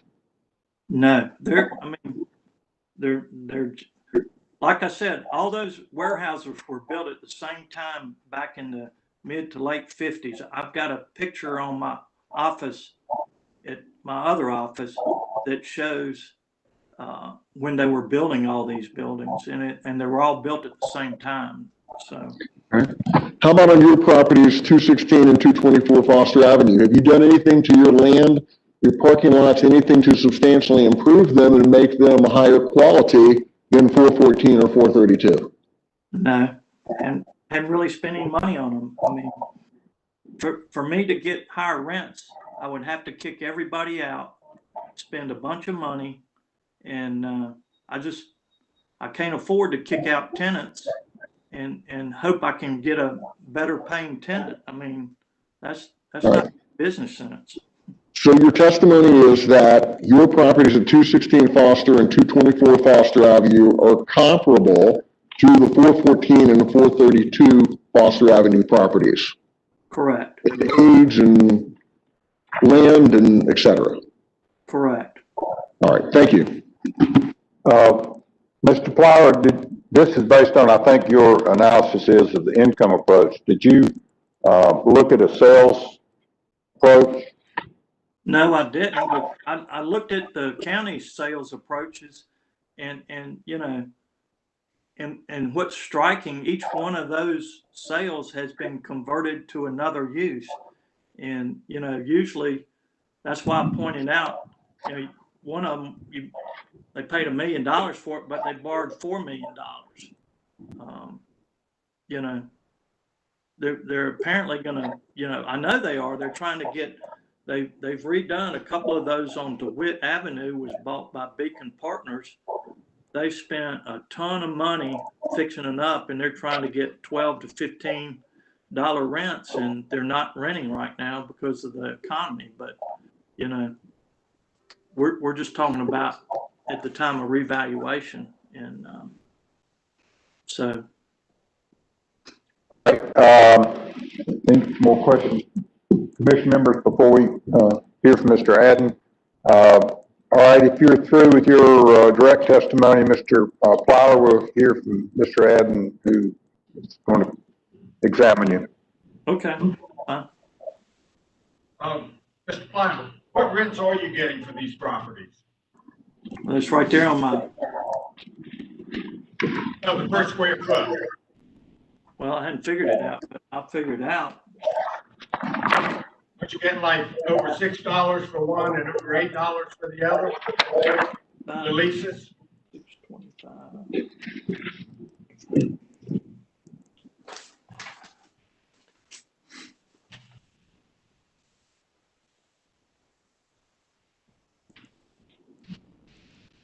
$6.83 for 216 Foster, and $5.25 for 224 Foster, which kind of backs up the comps that I had, ranging from 450. What 224 Foster, wasn't part of that vacant during 2018? No, it came vacant at the end of last year in 2019. There was a cabinet shop in there that they had to move because of sprinkler requirements. And they've been there since I bought the building. Now, both of these buildings, they're pretty much substantially similar to each other, correct? I would say, yeah. I mean, yeah. They were built about the same time in the 1950s. Yeah, each one, if you look at the aerial, each one, 224 Foster was built as a 6,000 square foot warehouse, and then they added another 6,000 square feet to the right-hand side, and you can see it. I should have put a copy of my aerial map in there from back in the 50s, but if you look at 216 Foster, I think it was originally maybe 6,000 feet, and they added some land building and an addition to the left and to the rear. Now, looking at your taxpayer exhibit 4, those are your actual income and expenses for 216 Foster Avenue, correct? That's correct. Except for the part about less 5% vacancy, that 30,281. So actually, your net operating income would add 50,711 plus 3,281 to get to 53,992 for your actual net operating income for 216 Foster Avenue, correct? Yes, that'd be correct. And that's based on rental income of $6.84 a square foot. Yep. And the county used a cap rate of 8%. If you take 53,992 and apply a 8% cap rate like the county did, what value would you get? What was that? 53,992 with an 8% cap rate. 674,900. So using the actual income and actual expenses and the county's 8% cap rate, you get $674,900, which is actually more than the county's value of $650,100, correct? Yeah, that would be correct, but I don't know. And so if we the get- county, if you actually use your actual and 8% cap rate, then the county's value for 216 is correct. Yes, but, Now, Mr. Adney, he wants to explain his answer, I believe, so let him have a chance. I didn't put a replacement reserve in there. So, I mean, if you put a 5% replacement reserve, you know, then you're back to the same number. And, you know, it's a non-credit tenant. I don't see how you can sell something on a 8 cap short-term lease, non-credit. But now, let's, I probably should have put that now, expense I'm sorry, reserve in there. now, these properties are, you said, are substantially similar to each other. And the 224 Foster Avenue is 12,000 square feet, but you believe its value is less than the smaller property next door. I mean, it's a duplex building. There's two 6,000 square foot tenants. I've got the tenant's name at the top of the operating statement. Southeast Construction, which is a local general contractor, and Apex Custom Cabinets, which was the cabinet shop that moved out at the end of 2019. And there again, I didn't have any reserves in there, which I probably should have for older buildings, but I was just using a standard operating statement form. And, you know, Now, you haven't analyzed any sales, correct? the sales, I can go through and tell you each one of those sales and what's in there now. I mean, they're not industrial warehouses anymore. There's a brewery in one. The one on Foster Street's now a brewery. The one across the street's a retailer.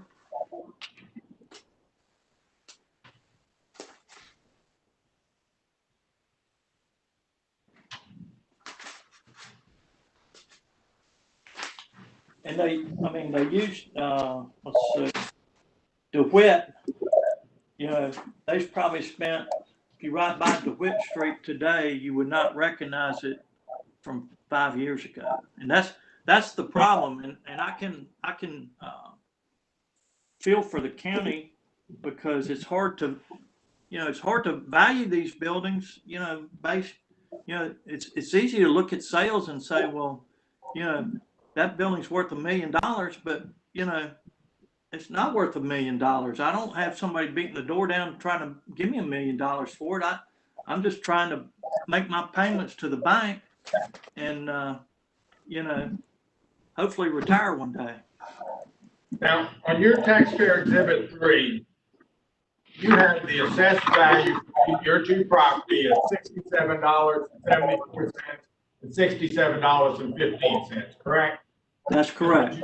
Okay, so $67 a square foot is what the value that these buildings are valued at.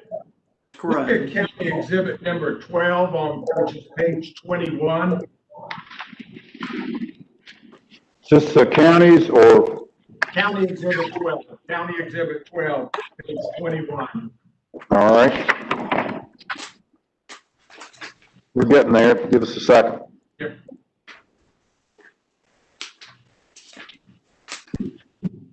Okay. Do you have Okay, it, Mr. Walker? Yep, I got it. okay, now up at the top of the little map, the star is the location of your two properties, correct? That's correct. And this list of, these are 8 sales that the county has provided of warehouses that you can see that are fairly close to your property, correct? That's correct.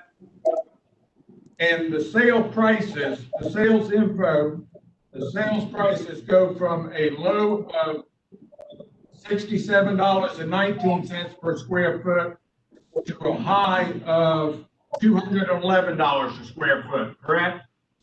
Yeah, that's a pretty good, you know, But there are 8 properties near your property that are selling for over $67 a square foot.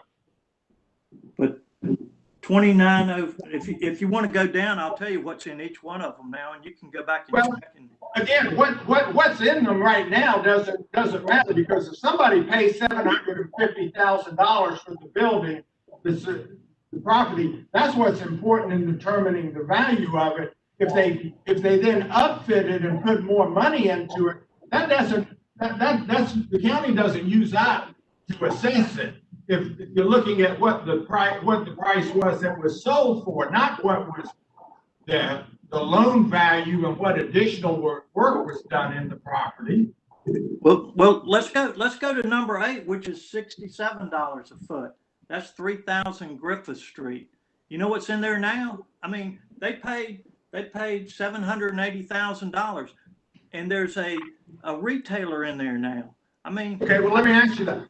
I just don't understand. I mean, you know, it's an industrial warehouse. It should be assessed for the use. And, you know, I'm not asking for anything other than what the county has assessed other similar properties in the area. So, I mean, I just, you know, y'all need to make your own decision, but I mean, I just, you know, 3000 Griffith Street, number 8. The information on that starts at page 37, and it was a warehouse built in 1950. It has 11,592 square feet. Very similar in size to the 12,000 square foot one, and it sold for $780,000. Correct? That's correct. So the sale price was $780,000 for this property that's a little under 12,000 square feet. And your property that is 12,000 square feet, we have at 5,800. And of course, this sale that was done at 780 was done back in 2014. It's done 5 years before, so values have gone up between 2014 and 2019, correct? Oh yeah. I mean, that's why I'm here. I mean, you're trying to value my building as it's one of these. My building isn't anything like any of these. If you look at county exhibit number 11, which is on page 17 of our exhibits.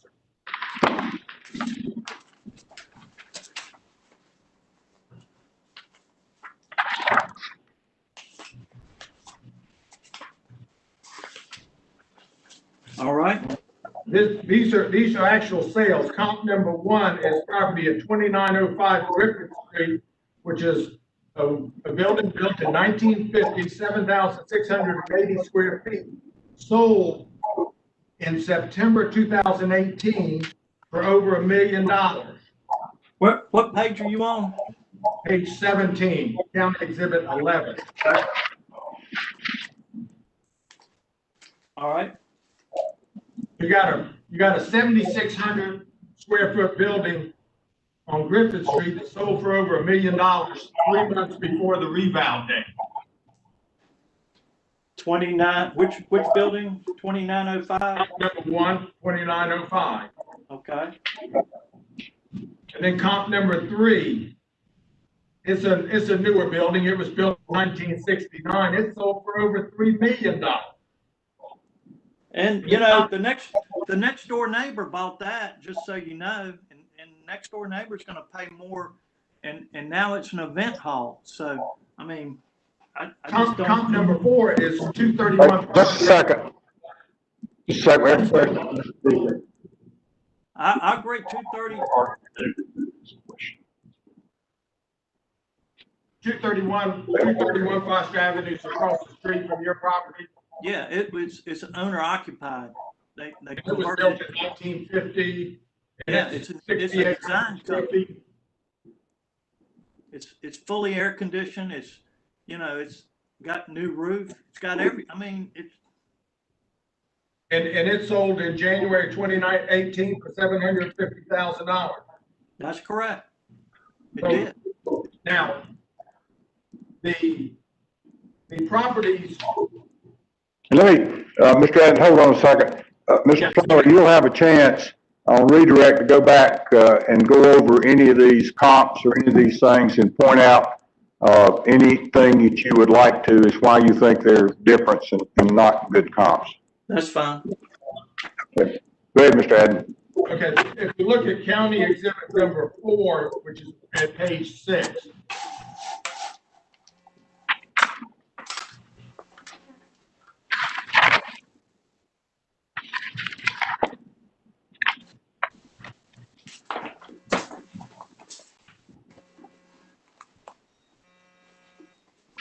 What page are we on?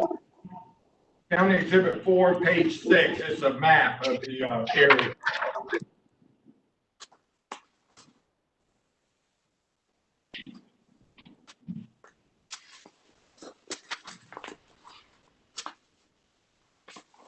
Okay.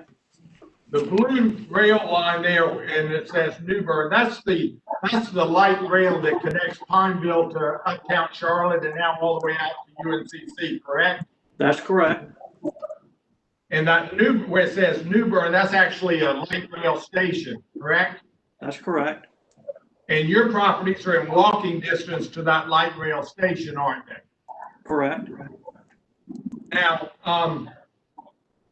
and in the years leading up to 2019, there was a lot of sales and a lot of development along the light rail, correct? Yes, as a broker, I've sold probably 4 or 5 buildings in that area over the past 10 years. I sold the building next door to mine, so, The closer you get to a light station, the higher the land value, correct? it depends. Depends on what? Depends on where it is. I mean, it depends on where it is. You said you're a broker? Yeah, So you're familiar with the fact that there's been a lot of increase in land values near light rail stations off of the Charlotte light rail. correct. Now, the property 414 Foster Avenue and 432 Foster Avenue that Commissioner Guest was actually asking you about, those properties are actually on Foster Avenue on the other side of Highway 49, are they not? That's correct. So they're further away from the light rail station, and they're actually across a major road. Highway 49 South Tryon Street is a major artery, correct? That's correct. So as a broker, you would expect the land values closer to the light rail station to be higher than the land values on the other side of South Tryon Street, wouldn't you? Correct. But not that much. Now, you're not an appraiser. You're not a certified appraiser, are you? No. And you haven't, your methods here were basically methods of averaging square footage and averaging values to come up with a value for your property, correct? Yes, I took the county's values of other property. Correct. You didn't use any appraisal standards like USPAP standards. You just took averages. Yeah, I mean, I just took averages.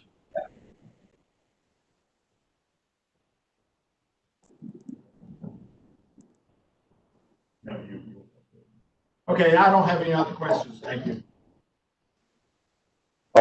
Questions? All right, Mr. Guest. Mr. Adams, can one of your staff, or can you, identify on exhibit 12, page 21,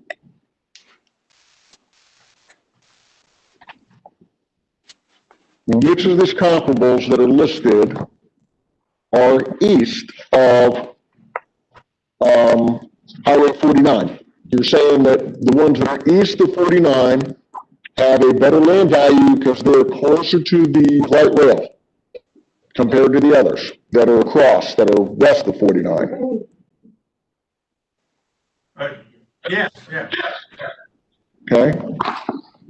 So is Exhibit 12, these are the comparables that you've used to obtain the values of the subject properties, correct?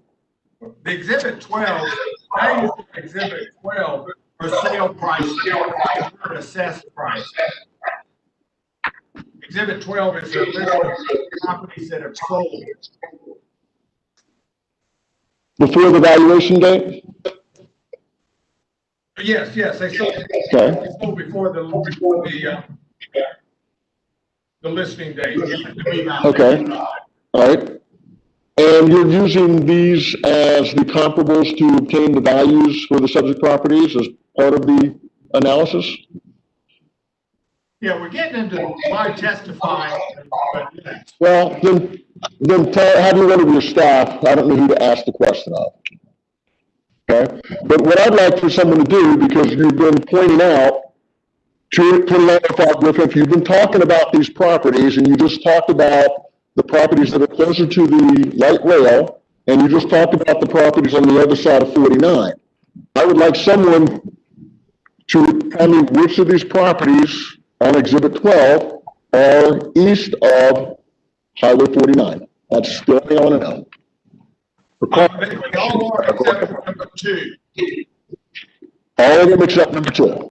If you look at the map there, number 2 is on Main Street, which is west of Highway 49, and all the others are east of 49. Okay, good. Thank you very much. Let me ask, Mr. Plyler, you referenced several times, I guess, the roof conditions of some of these buildings, and I think you said that both your buildings needed new roofs. How does that factor into the value of your buildings, if you could comment on that?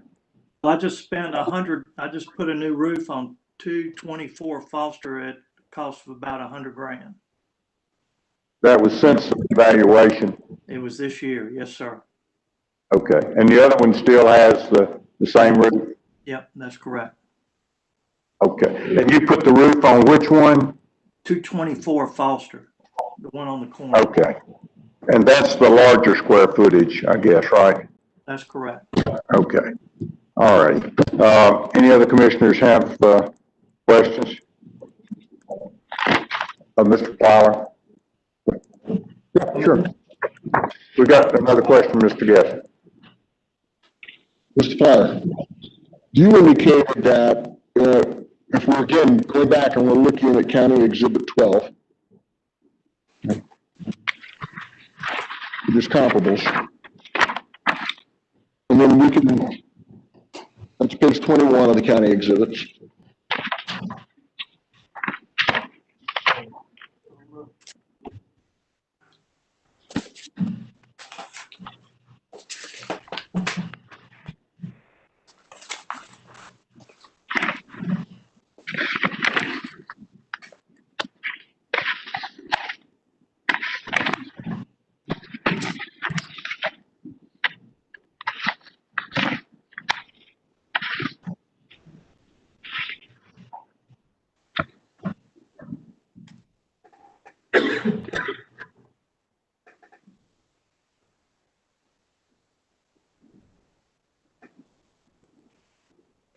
Tell me when you're ready.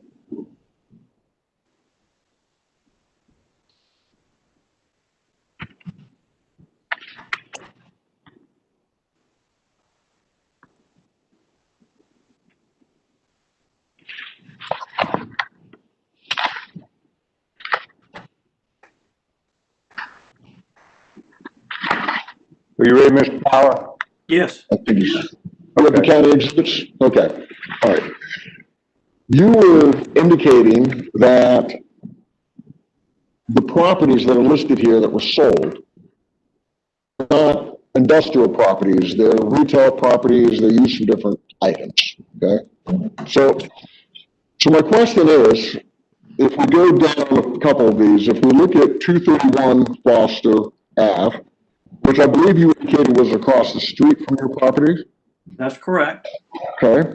231 Foster Ave sold for $750,000 back on January 9th of 2018.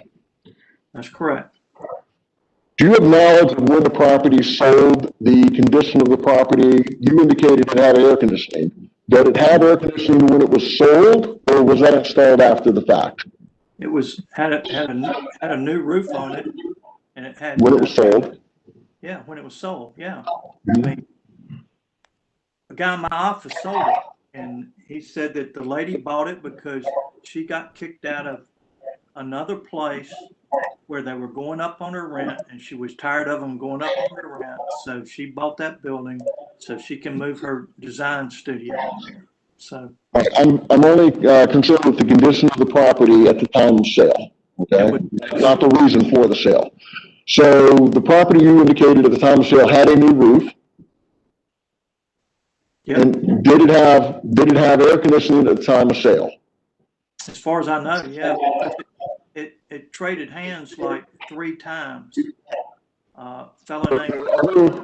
Were there other improvements to that property at the time it was sold that made that property better than yours? Or I mean, it was owned by a developer. He was just flipping the property to an end user. I mean, that's not my question.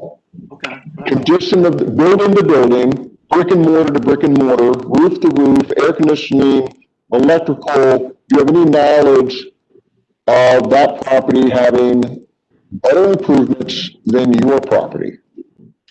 As far as I know, it did. Yeah. I can call the broker right now and see. Yes, sir. Okay. Thank you. All right.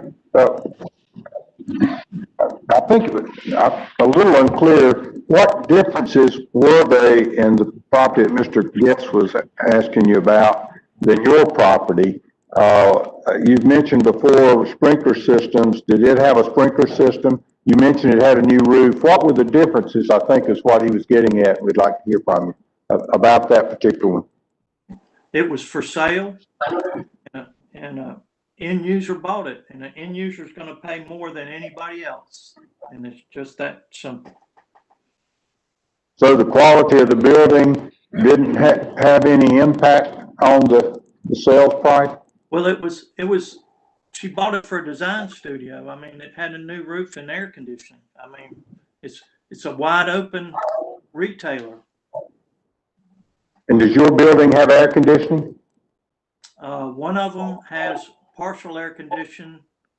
Let's see, and the other one has air conditioning in the office, not in the warehouse. Okay. And none of them have sprinklers, is that correct? That's correct. Okay. All right. Any other questions anybody have? All right. Any more information, Mr. Plyler? You can No, have an opportunity after they examined you to put on anything further that you want us to hear. no, all I ask to be treated fair is like other. You know, they asked for my income statement. I gave it to them, and then they just ignored it, I guess. So that's all I've got. All right, Mr. Adden,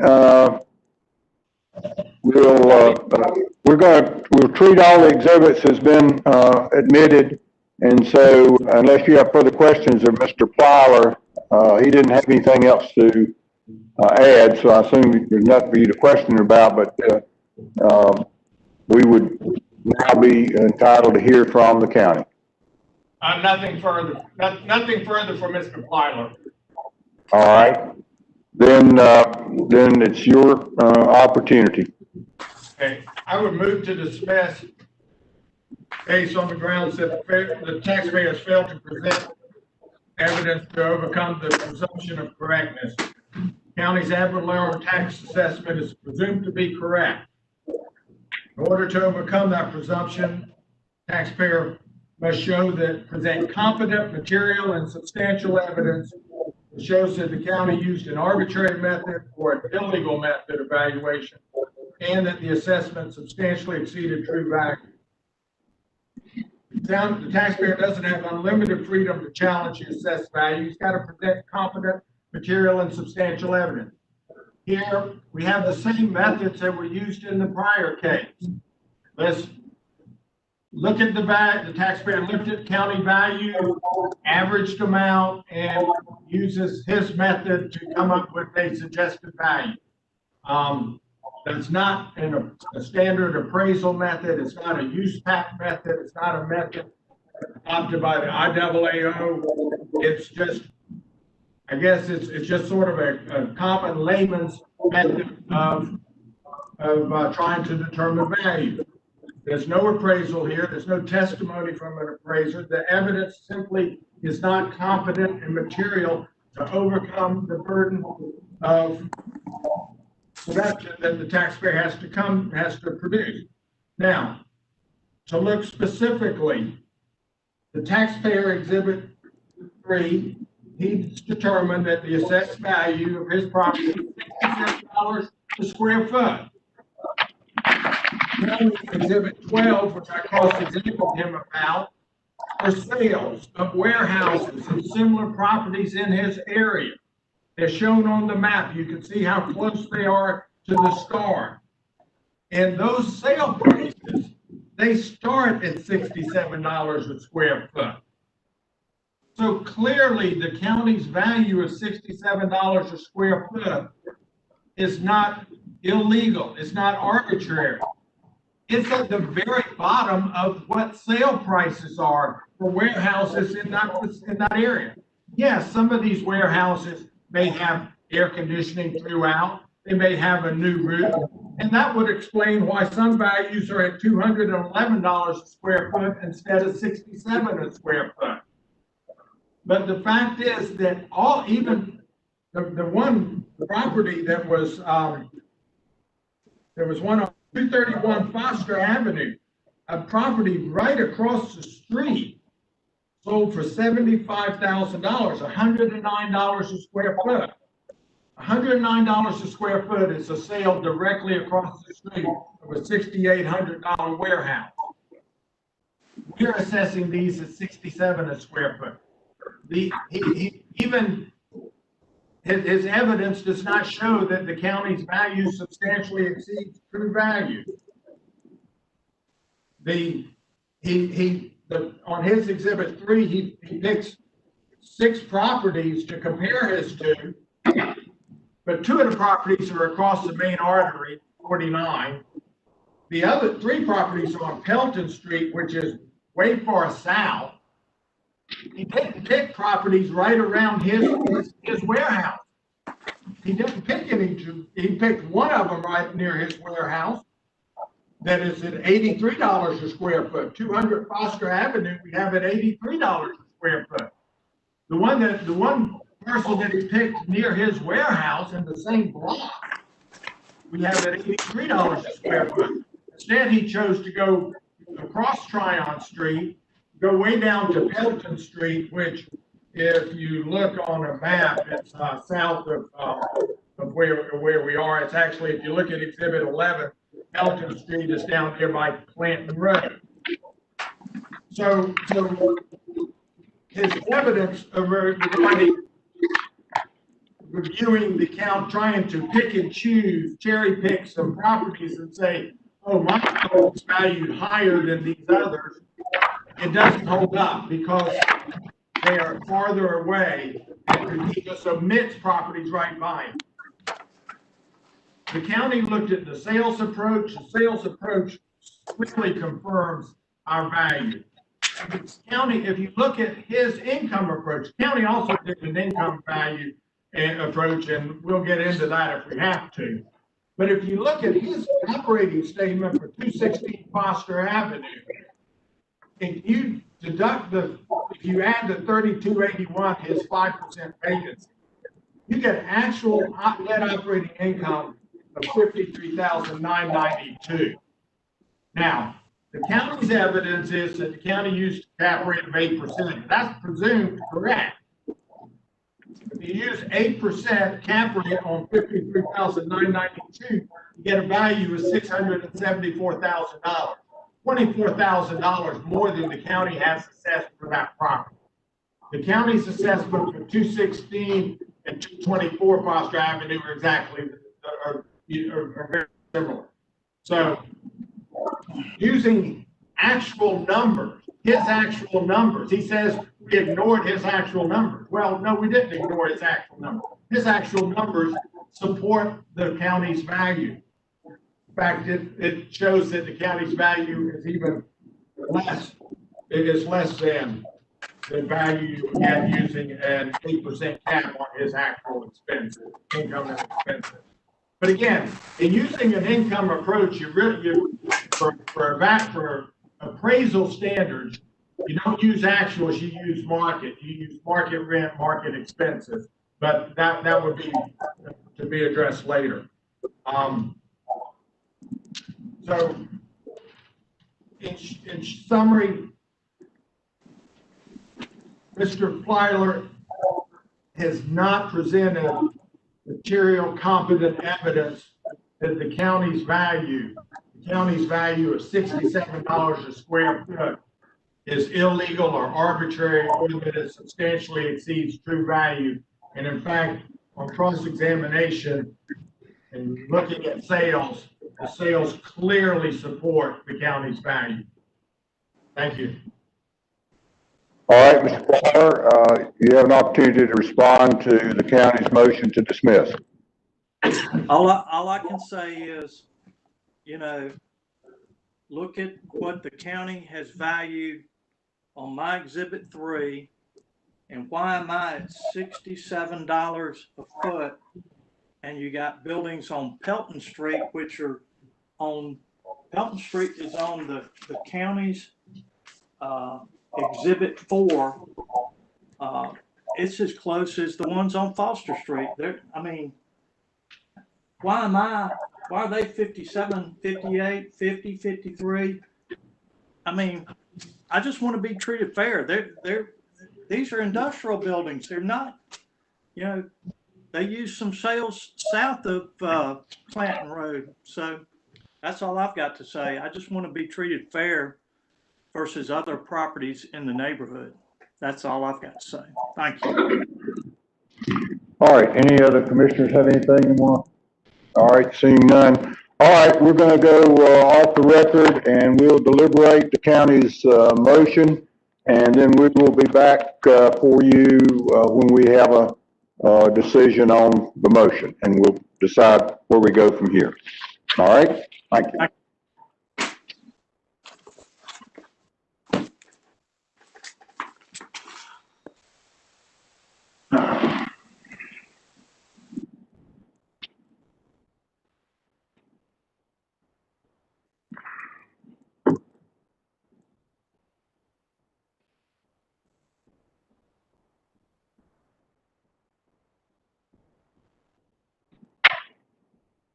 And if you can hear me, wave, Ms. Garrett. And Robert Adams waving, and Mr. Plyler. We don't see you yet. There you are. And I assume you can hear us. Can you hear me, Mr. Plyler? You need to unmute, I think. Sorry, I'm here. Okay, now I think we've got everybody. Okay, the commission has deliberated on the county's motion to dismiss and voted unanimously to deny the motion. So now, Mr. Plyler, it means that the county will present their case as to why they think their valuation is not arbitrary or illegal, and then you'll have a chance to examine their witnesses. Okay, Mr. Adden? Okay, I'll call John Olson. Mr. Olson, is that correct? John Olson? Yes, sir. Okay. State your name, please. My name is John Olson, Mecklenburg County Assessor's Office, Commercial Manager. And just give the PTC a little bit about your background. I have over 20 years experience as a certified appraiser in multiple states. Also applied with the Department of Revenue in multiple states. I mean, that's. What states have you been certified? Just one second, yes, yes. All right, Mr. Chair, yeah, the other thing he needs to do is he needs to not answer Mr. Adams' answer to us. He's turning and answering the question. all right. Mr. Adam, you need to, speak up, and, or Mr. Olson, and, so try to make sure you, can answer the questions. Right. Yeah. Mr. Chairman, if I may, Mr. Olson, the other thing is I've noticed that when you're answering, you're turning toward Mr. Adden, and therefore your voice is projecting that way. You need to project toward the microphone. I'm sorry about that. I have no problem.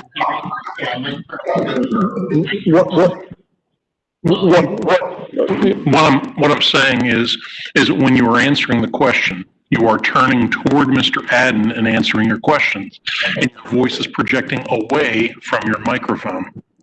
And therefore, if you will answer toward the microphone, I think it would be clearer. So, what states have you been certified as an appraiser in? Arizona and North Carolina. And how long have you been in North Carolina? Almost 4 years. And are you the commercial real estate appraiser supervisor for Mecklenburg County Assessor's Office? Yes, sir. Now, you're familiar with the properties that are subject to this appeal? Yes, sir. Now, let's just go through the county's exhibits. If you have those in front of you, and just if you would, explain what each exhibit is. Exhibit 1 is what? It's just a photo of the subject property at 224 Foster. And exhibit 2? Is the photo of 216 Foster. That's the smaller of the two? That's correct, sir. And exhibit 3? Is an aerial footage of the two properties in question. And these other properties that are around it, what type of neighborhood are these other properties? These are all industrial, older industrial properties. And the next page is another aerial photo. That is correct, sir. And there's to the right side, it says New Bern Station. What is New Bern Station? That is a station for the light rail for people to get on and off. And for assessment of property in Mecklenburg County, is there a correlation between property's location in relation to light rail stations up and down the South Boulevard corridor? That is correct. There is a definite correlation to value to how close a property is to the light rail and to light rail stations. Over time, we've noticed through sales, being demos, building sales, that the closer they are to the station or the light rail itself, they're higher than properties further off. It almost feathers. Further away you get from it, the cheaper, the less value there is. Okay, now, and staying on that page, Mr. Flyler's testimony, he had an exhibit with some properties on 413, 414, and 432 Foster Avenue. What are those properties in relation to the light rail station? Those properties are further away than the subject property itself, based on having to cross over Highway 49, aka South Tryon Street. And looking at the next page, Exhibit 4, that's just another map of the properties. Right. And the second page there is page 6. Flyler also had on his Exhibit 3 some properties on Pelton Street. Do you see Pelton Street on that exhibit? Yes, sir. Where's Pelton Street? It'd be southeast of the subject properties. Down there by Clanton Road? Yes, sir. So if you have a property on Pelton Street, could you walk to the New Bern Station? You know? In theory, you could walk, but it'd be a lot longer to walk. You might have to take a roundabout way. Okay, Exhibit 5. What is Exhibit 5? That is a summary of the analysis of the parcel at 224 Foster Street. giving brief information of the value, land size, price per foot, and a brief information about the sales and the income approaches and what was done to the property. Okay. And the county's estimate, based on the sales and income approach, is $805,800 for the 224 Foster Avenue property. That is correct. And that comes to $67.15 per square foot. Yes, sir. And go up to Exhibit 6, is the same, just a summary for 216 Foster Avenue. That is correct. And the county's value of that is $67.74 per square foot. Yes, sir. Again, that's based on the sales and income approach. Correct. All right, and Exhibit 7, what is Exhibit 7? 7 is the property record card that my company uses to keep track of all the information of parcels. To your knowledge, is the information on that property record card accurate? Yes, sir. Has Mr. Plyler notified you of any inaccuracies on that card? No, sir. And Exhibit 8, It's the same thing before. It's just our property record card with all the information of that parcel. okay. And Exhibit 9, The information from just CoStar just gives another picture of the subject property and just brief information on it. what is CoStar? CoStar is a commercial data source that gives us properties for rent. It's their sales information. It is probably about 90% of the properties in Mecklenburg County. It's a data source, an analytical data source. And the second page is that building historical vacancy. What does that show? That just shows if the property was rented by someone, or if it was listed or vacant by someone using CoStar and showing if there was a vacancy and how much they were asking for rents. So basically, if a property is if part of a property or a property is available for lease, and CoStar would pick that public information up and put that in this report. Yes, sir, in most cases. And what are the average rents over there, the $9 per square foot? That is what would be the owner, or the agent broker would say that the property is being listed for. And Exhibit 10 is the same document, same CoStar report for 16 Foster Avenue. That is correct, sir. Now let's get to Exhibit 11. What is Exhibit 11? That is the market sales analysis. How did you go about doing this analysis? Obviously, it's to find the most common similar properties that have sold in a reasonable time frame, to show the price per foot, to show what the property is worth in the market. We use this approach to bracket to give different estimations for valuation. Okay, and so you have 8 comps, Yes, sir. and did you select those comps? Yes, sir. And why did you select those comps? Well, multiple reasons. Obviously, the biggest reason is location. The second biggest reason is the type of property, since the subject property is an industrial warehouse. These were all industrial warehouses at the time of sale. And the third is the size, and the fourth probably the age. Okay. And so the subject properties were built in the 1950s, and all of these comps were built in either the 50s or the 60s, correct? That's correct. And all of these comps are anywhere from 4,156 square feet to 14,567 square feet. That is correct, sir. And so in the sales prices and dates of sales, the price per square foot is set forth? Yes, verified through deeds, recorded deeds. And just take us through, and just go through the comps one by one and what you think is significant about each of these comps. Like I said, in generality, comp 1 obviously is within a quarter mile of the subject property. It is the most, one of the most current sales used for the valuation of this property. It's the brackets. Let me ask you, is this, we've got 2 pieces of property here. Is this the comp sales for 2905 Griffith Street? Yes. Yes. Okay, all right, I'm on the same place. All right, so we actually I just used the same sales to both properties. You can see that on pages 17 through 20. They're the same grids. The two properties are very similar in size, so I just used all the same comparable sales. We bracketed as best we can. As you know, in commercial properties, it's harder to find the exact house size. And it's not like residential, you find some very, very close house size. And commercially, you have to have that size when you're looking for it. So you try to stay in the same location, similar property type use, and age is the subject property. And as you can see in comp 1, it's the same thing. It's all within a quarter mile. It's over twice as much, sold for twice as much as the subject property. And you can go through each one of these comps. But the biggest factor in each one of these comps, these were all comparables. They were all sold as warehouses. They might, as Mr. Flyer mentioned earlier, they were changed after the fact, the use of it.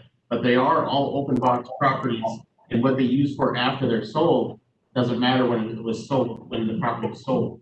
So on exhibit 11, it says price per square foot for top one, $134.77.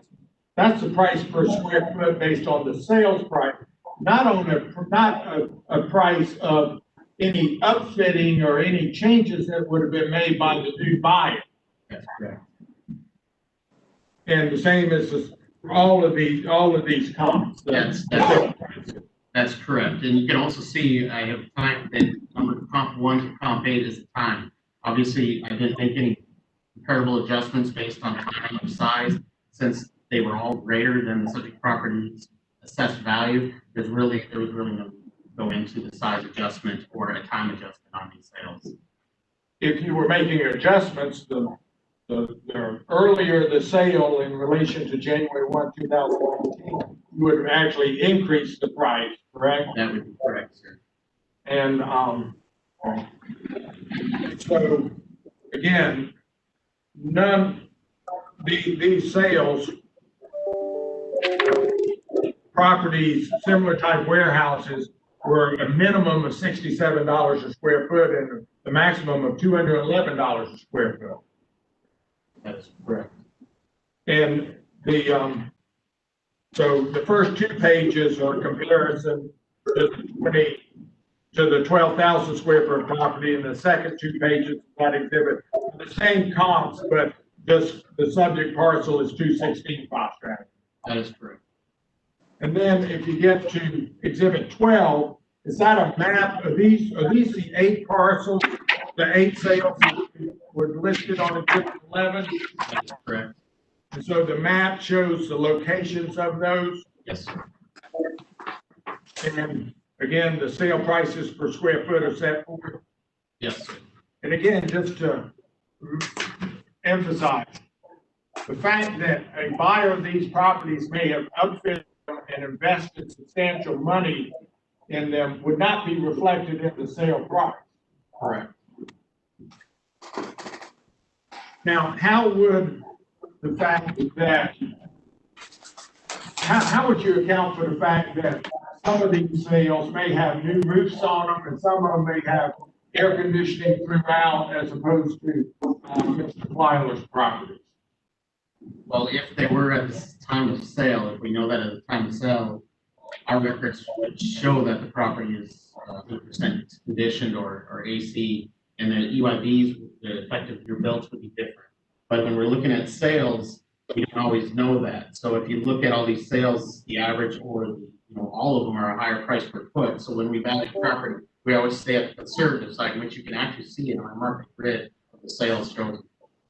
So your assessed values of $67 a square foot, you feel it's on the conservative side based on these sales? That's correct. And then exhibit 13, these are just these CoStar reports on these sales? Yes, what they do is they tell the information about the sale based on the buyer and seller brokers. CoStar's, they call them sales analysts or what, or they call it the brokers on both sides and get information, detailed information on the sales, if there was anything that needed stated whether or not it is a good sale or not. And they talk about if it was a good sale based on the use, whether it might be used after the fact or what was used prior. It just gives general information to give it a good, to decide if it's a good quality sale or not. Now, Mr. Plowman made a point pointing out that many of these sales, the financing, the loans were higher than the sale price, which would suggest the buyer was going to upfit or these properties. How would that affect your analysis of the sale price? It really wouldn't affect the sales, our analysis of the value of the property.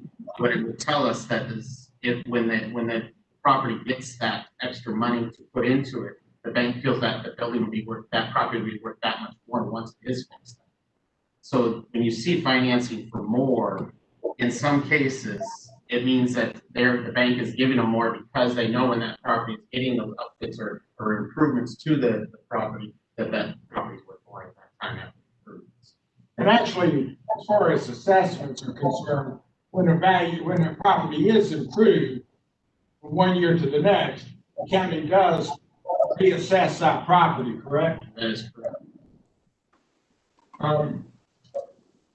So this going to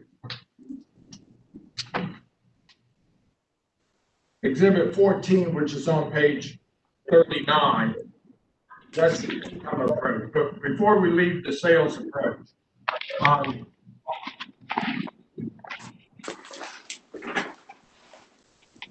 is there anything else you need to add?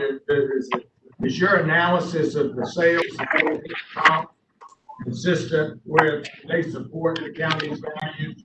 I think they far and exceed support the county's value. 14 on page They couldn't hear you. Repeat that, please, Mr. Olson. I said they far and exceed the assessed value. Now, and that would be because the minimum price was $67 a square foot, which is exactly what the county has these valued at. That's correct. Now, Exhibit 14. Just a second, hold on. We lost her bit. No, there she is. Thanks. Let me ask, Mr. Olson, before you leave the sales, you heard in Mr. Payton's testimony, there was Mr. Plyler, I'm sorry. Yes. Testimony, there was some concern about sales being on Pelton Street and the distance away from the subject property. Did you hear that? I didn't catch all that. In Mr. Plyler's testimony, there was some concern about him using some sales or comparisons on Peyton Street and the distance they were from the subject's property. Yes, those properties that was mentioned on his Exhibit 3, those properties on Pelton Street are south of the property, which is an inferior market area. Those are not actual sale. Yeah, well, what I find interesting about it, in your Exhibit 12, you use two of yours are further away than Pelton Street.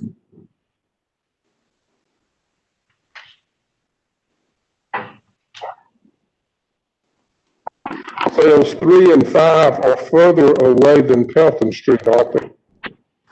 I used, obviously, okay, so I can explain to you why I used. Well, first, are they further away from the subject's property than Pelton Street? And then Yes. Then why are those okay? Okay, so I used 3 to show you the further north, closer to the downtown area of the town, it's getting the value. So that is kind of established further away from the time you get the values will change. And that also is consistent with land. So that was part of the argument of from the south of God, the land gets cheaper. So that's why I used number 3. Number 5, I used to show that it is at the lowest end of the bracket of sales price per foot, and it's also the south of the subject property based on location. Even though that number 8 is the same price as number 5, I used 8 to show the time adjustment. So I use it to bracket for multiple reasons.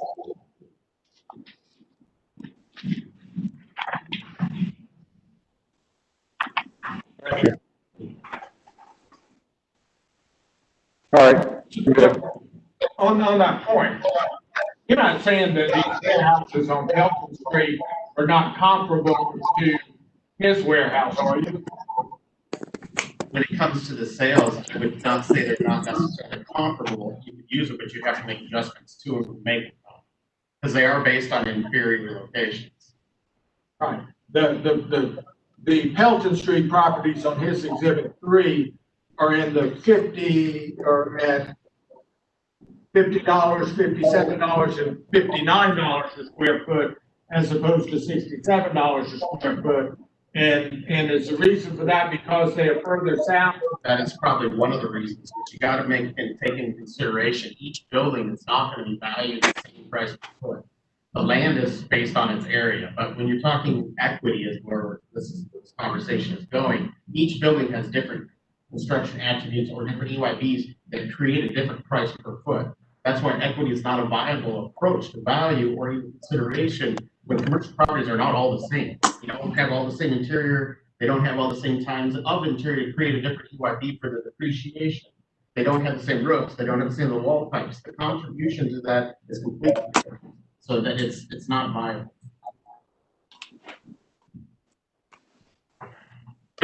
Going now to the income approach, exhibit 14.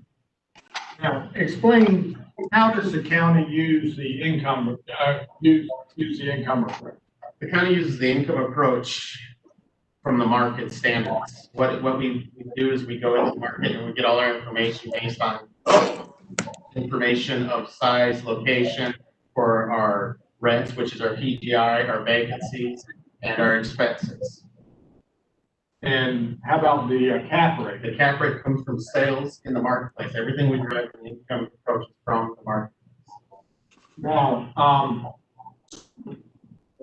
your exhibit 14 is a sales and income approach for the 12,000 square foot building. And what value did you come to using that income approach? $1,082,500. And that's $90 a square foot? Yes, sir. And the rent that you used was $8 a square foot? Yes, sir. But why didn't you use the actual rent that Mr. Lyler provided? Well, we did take a look at Mr. Pollard's information that he provided, the 3 years. We asked that from everybody to analyze it to make sure if it fits the marketplace. It appeared to us that his rents were old, from old contracts, so therefore it's not market rent. His rents were lower than rent. That is correct, sir. But even so, using market rent, you come up with a value of over $1 million, and yet the county's valued this property only $800 to $5,000.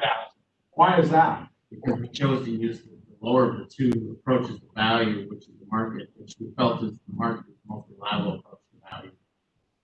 So you use the sales approach and the income approach, but chose the smaller value for assessment purposes. That's correct, sir. So, is that standard appraisal practice? That is standard in assessment world because of how mass appraisal works with systems. Now, the second page of that is page 40. That's the income approach for the smaller properties. They run at 216 Foster Avenue, I believe. That's correct, sir. And using the market approach on that and the income approach on that, what was your value? $865,745, and that's 90 foot, sir. And again, but you chose to use the sales approach value of $650,000. That's correct, sir. Now, page 41, what is that? That was a 1 mile radius search of all buildings, all industrial buildings that is under 20,000 square foot of rent. So that's all industrial types. That would be also flex, warehouse, any type of industrial research and development type. That is every type, and it shows you rents from 17 to current, but obviously we're not using that. So at the bottom quarter of that page, you can see the average rent in a mile radius of the subject property for an industrial property was all the way up to $14 a foot at the end of Q4, and it gives a vacancy at end of Q4 in that mile radius of 2.6%. Okay, and you're using the approach, you didn't use $14 square foot, you used $8 a square foot rent. Why? That is because of this is the report that you have in front of you on page 41 is all industrial properties, not segregated out by age and exact location and type of industrial property. So therefore, that is why we used a different number than the overall median. And you used a 3% vacancy rate, where instead of the 2.5 or 2.6%, but that would be in favor of the taxpayer, correct? That would be so. And so you were being more conservative in your valuation of the income approach? That's correct. And page 42, what is that? That is just a base rent analysis to show what properties are being listed for. And it just shows you direct spaces and what the ranges are for minimum, maximum rents and the averages. It kind of coincides with the page 41. And page 42.1, and the others, the 42 all the way to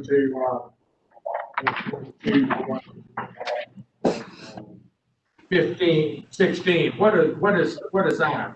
These are actual lease comps instead of just doing the market analysis of just taking the averages and the median of the entirety.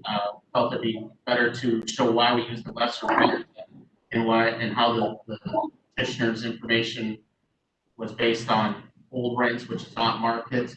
This is, I believe there was 11 rents of actual industrial properties, same type of buildings. Look at the pages on most of them, they give pictures and they tell you the space is industrial. The tenant someone uses after they move into it. So it is an industrial building, it is a warehouse, but the tenant comes in and chooses what to use that space for. Mr. Plyer mentioned, that some of these are different uses. Well, he could rent his property out, and one of his properties is actually a dog grooming or something like that. That technically is not industrial. That would be more of a retail. So it doesn't matter who rents it. It matters what the building is and what they use it afterwards. It doesn't matter. If it was retail space, as his argument was, it would be closer to $20 to $25 a foot was what retail was going for in this area. So these are based on industrial rents. Industrial space is used for whatever they choose to use. And these the subsequent pages show what the asking rents are for these properties. That's correct. And this is all the type of information that you take into account in determining a market rent of $8 a square foot. That is correct, sir. And then page 43. What is page 43? 43 is the capitalization rate study we do. It shows you how many sales and the type of properties that we looked at to come up with the rates. As you can see on industrial properties, they range in this area, the 6.62% all the way to a 12%. And we used above the median. The median is a 7.81 and we used an 8 cap. So if you use the median 7.81%, that would actually reflect a higher value for these properties. That is correct, sir.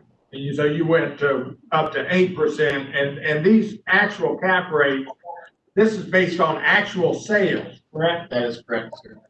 Now, going back to Mr. Plyler's taxpayer exhibit 4, in his testimony, do you agree that if you had actual net operating income of $53,992 and applied an 8% cap rate, you would have a value of $674,000? Yes, on this property, sir. And so using, and so that in the actuals, based on using the median cap rate, actually a little higher than median cap rate, produces a value of $67, produces a value in excess of $67 a square foot. That is correct. Does the fact that his actuals produce a value higher than your assessed value, does that give you any comfort in the assessment? It does, sir.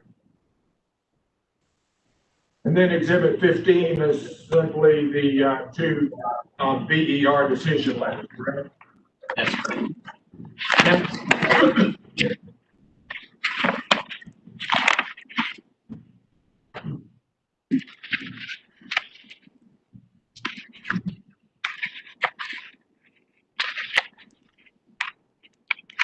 Do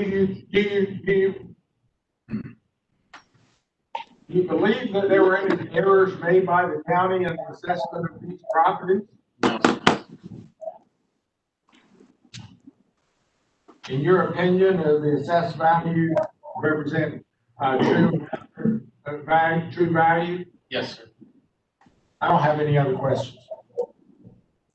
All right, Mr. Fowler, you'll have an opportunity now to examine, Yep. Mr. county Olson? and, Yep. I've got quite a few questions. I've been making. all right, Mr. Olson, you stated that the distance to the light rail station had a direct bearing on the value of properties in this area. Is that correct? Yes, it can. Do you know how far it is, looking at your Exhibit 12, you take 3000 Griffith Street. Do you know how far that is to the light rail station at Newbern? I'm sorry, you were broken up. Can you ask that question one more time, please? Exhibit 12, 3000 Griffith Street, the lowest value property. Do you know how far that is to the, I think it's the Newbern station. Do you know how far that is? In exact mileage? No, I would not know that. No. Well, I just looked it up. It's 426 feet. Okay? You can do it on Polaris. That's what I've been doing. Do you know how, that's the lowest one. Do you know how far 23, go up to number 3 in your chart. Do you know how far 2300 to 2306 Dunavant Street is to the Newbern station? No. According to what I've just pulled up, it's over half a mile. Okay, so you're stating that has a direct correlation to the value, and you've got the highest one that's the furthest from the station, and you got the lowest one that's closest to the station. So I just question that. Also, if you look at, you stated again that Pelton Street isn't comparable to Foster Street, and I would have to beg to differ with you. What's the next light rail station down from the Newbern station? I don't know that off the top of my head. It's the Scaly Bark station. And what's going on around the Scaly Bark station? It's currently being remodeled or being taken care of. It's large scale development because there were larger lots, and you've got apartments, townhomes, office buildings. And do you know how far Pelton Street is to the Newbern station? No, sir. Do you know how far it is to the Scaly Bark station? No, sir. Okay, it's 1,897 feet to the Scaly Bark station. So it's closer to the you said it wasn't close to the Newbern station. My contention is you go the next station down, and when you have developers coming in buying properties, is it easier for them to buy one big piece of property than it is to buy 5, 6, 7, 8 pieces of property when they're trying to do a big development? Depends on the location and if there's vacant land or not. I can't answer that question. Okay, all right. You see assemblage all over the county. Present. You also mentioned, Mr. Olson, that that these buildings are basically shell buildings. you know, the people are buying them for shell buildings and they're converting them to other uses, correct? In some cases, yes. Okay. What, do you have a value for like a retail building versus a warehouse building? We do if we classify the building as changed from original construction to make it more retail, then we do change that classification. So would it be safe to say that a retail shell building would sell for more than a warehouse shell building? Yes. Okay. And you mentioned another thing, that the Dog Wizard, which is a training school for dogs, is a tenant at 216 Foster. That tenant has been there probably 8-9 years now. Anyway, I'm just saying, do you know what zoning was required when they leased my building? No, I do not, sir. You had to be 300 feet from a residence. You had to have an out-to zoning, which we had at the time. And now, 10 years later, we are a non-conforming building because we aren't they build apartments, you know, 500 feet, you know, from our building. So, you know, I contend that that was an industrial use at the time, and it still is. Objection to the fact that it's Mr. Pryor, try to see if you can frame it as a question rather than testifying. You'll have a chance to. Okay. Say it. So, do you know what the zoning was required to have a dog training facility at the time that I leased the building to the Dog Wizard? No, sir. Not 8 years ago, sir. Okay. Valuation was based Do on you general- know the zoning required for a general contractor's office with outside storage when I leased that building to the contractor? No, sir. Well, I would contend that the reason those, I won't, I know I'm not supposed to answer my own question. All right. But that's pretty much all I've got. I just want to reiterate, going back to. Well, you need to examine the witness, and then you'll get a chance to further. I'm gonna ask you one more question. Sure. Okay. It goes to exhibit, the map on exhibit, page 6, I believe, exhibit 4. The blown away map, or the bigger map. And we're talking about, Mr. Olson, from Pelton Street to Foster Street. Do you see that map? Yeah. Yes, sir.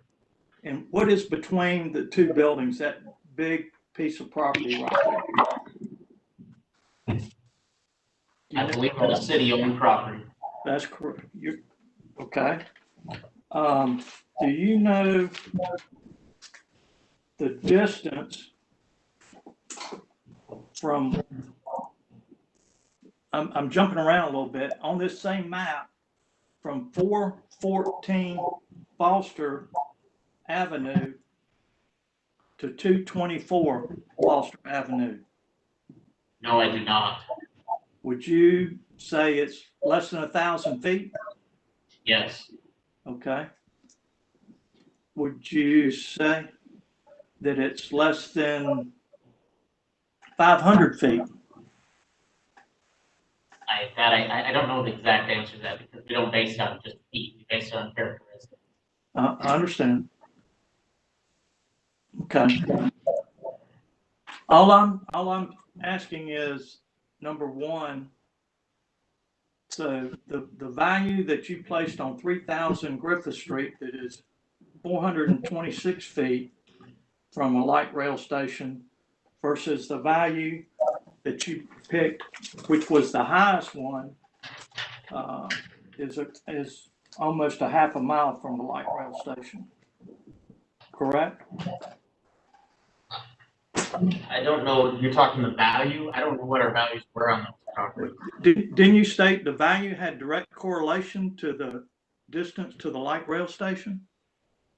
They do, but you obviously missed when I talked about distance from location. Further south you get from downtown, that causes change in some of that.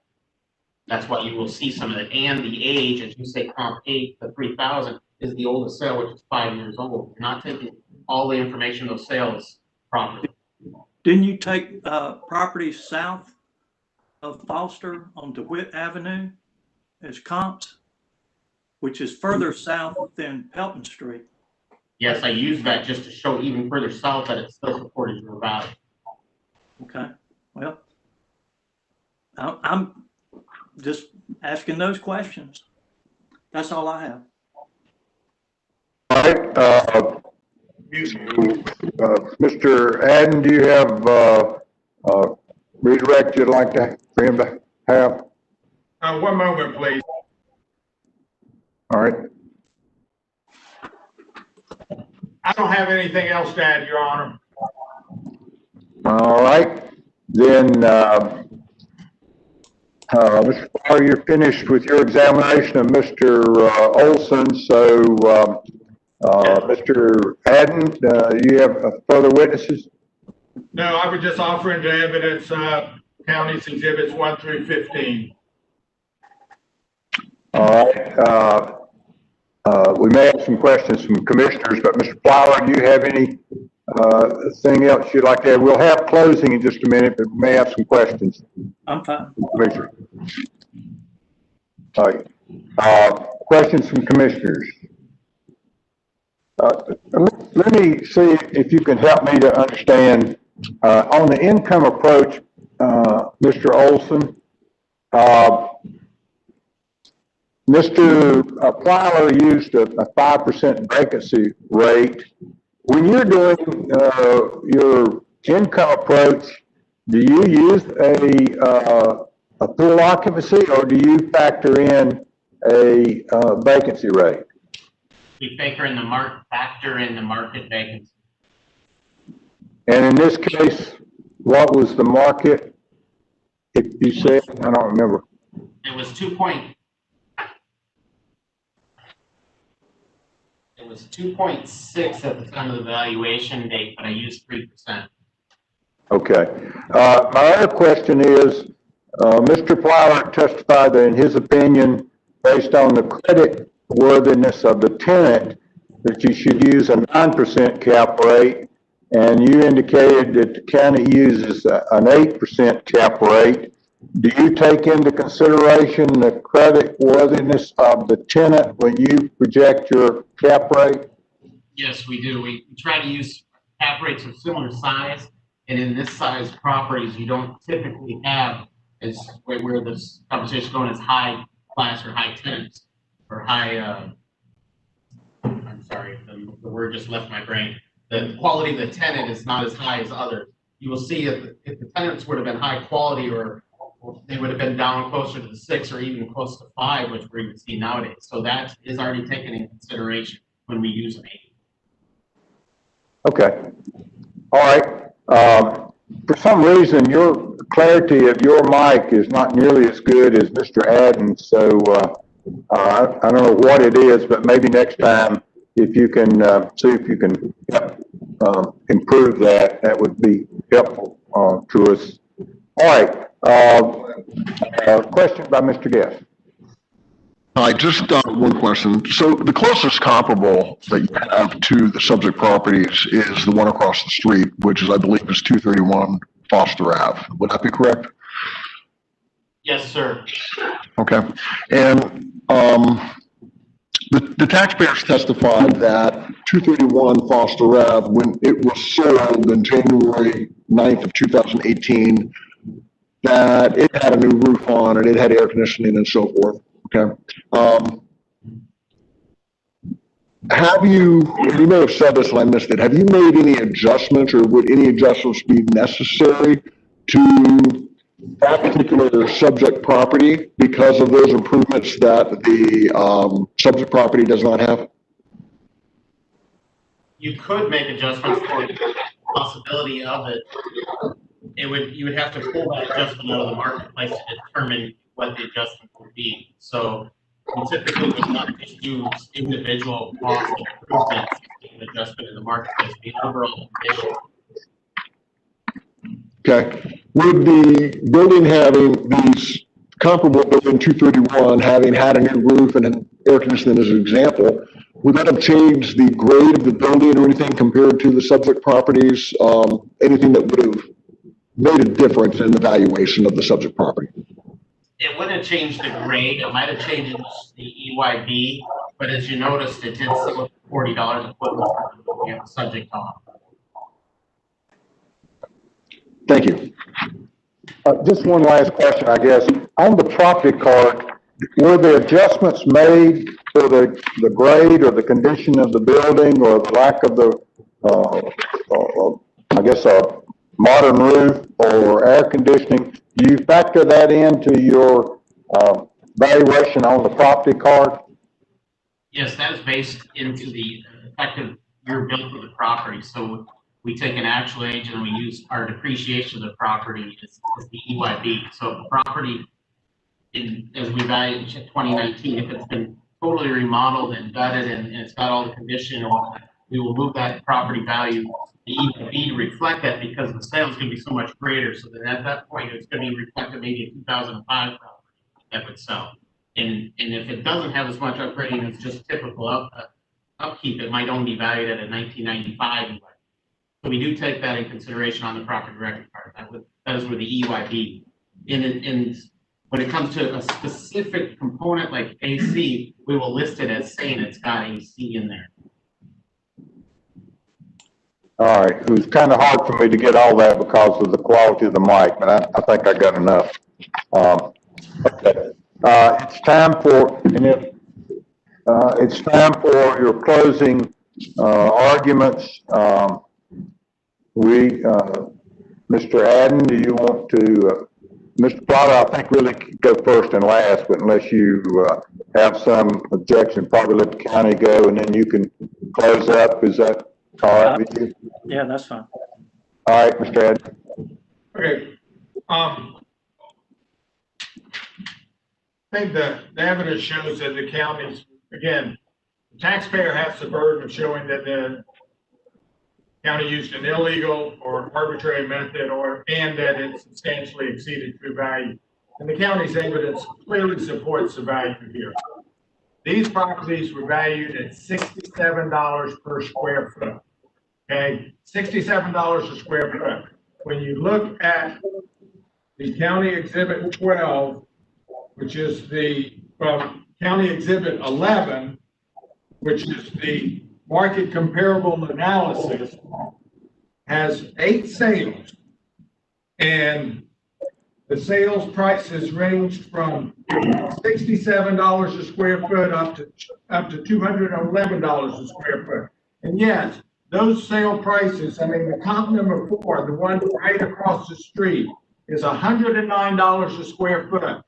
It may have had a new roof on it at the time. It may have more air conditioning, but those changes are reflected in that $109 per square foot value.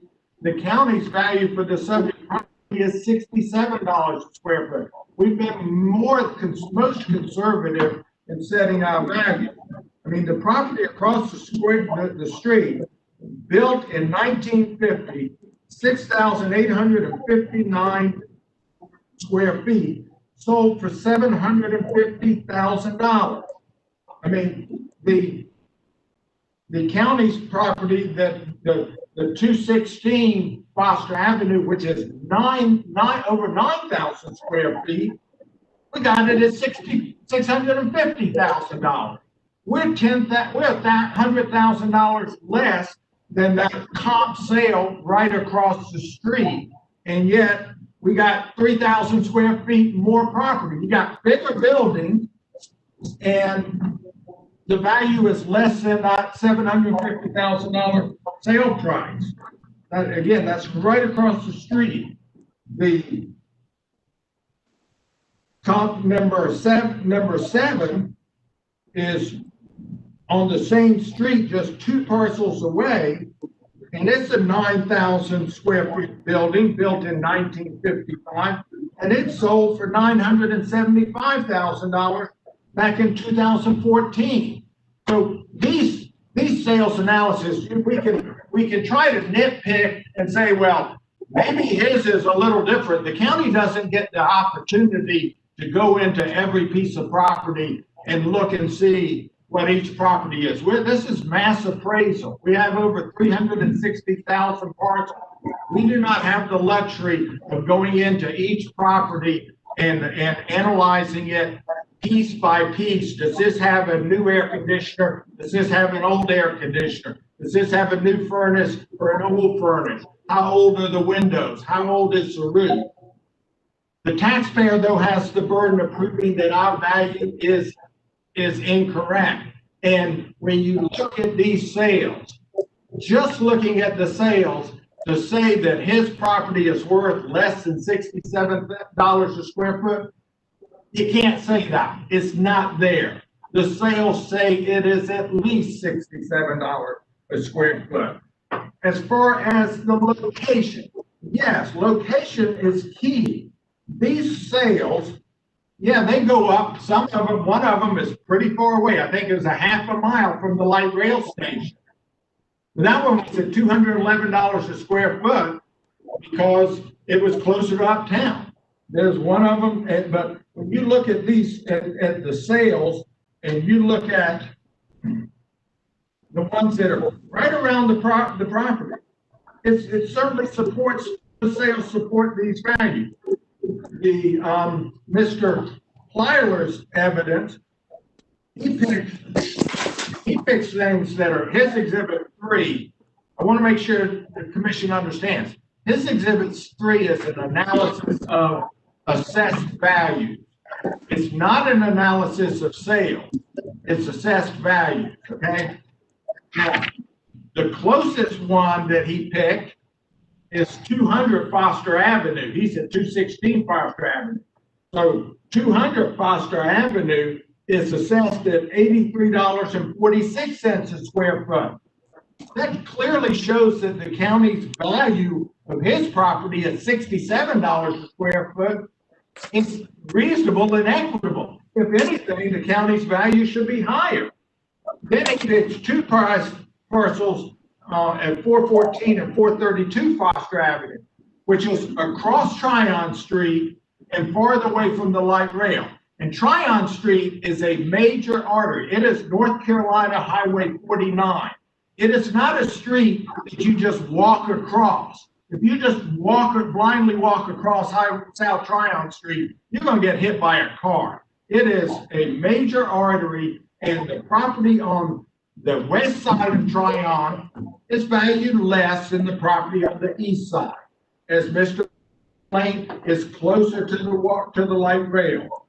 Then he picks 3 parcels on Pelton Street, which are much farther south, not an easy walk to the light rail, but even those properties are not out of line.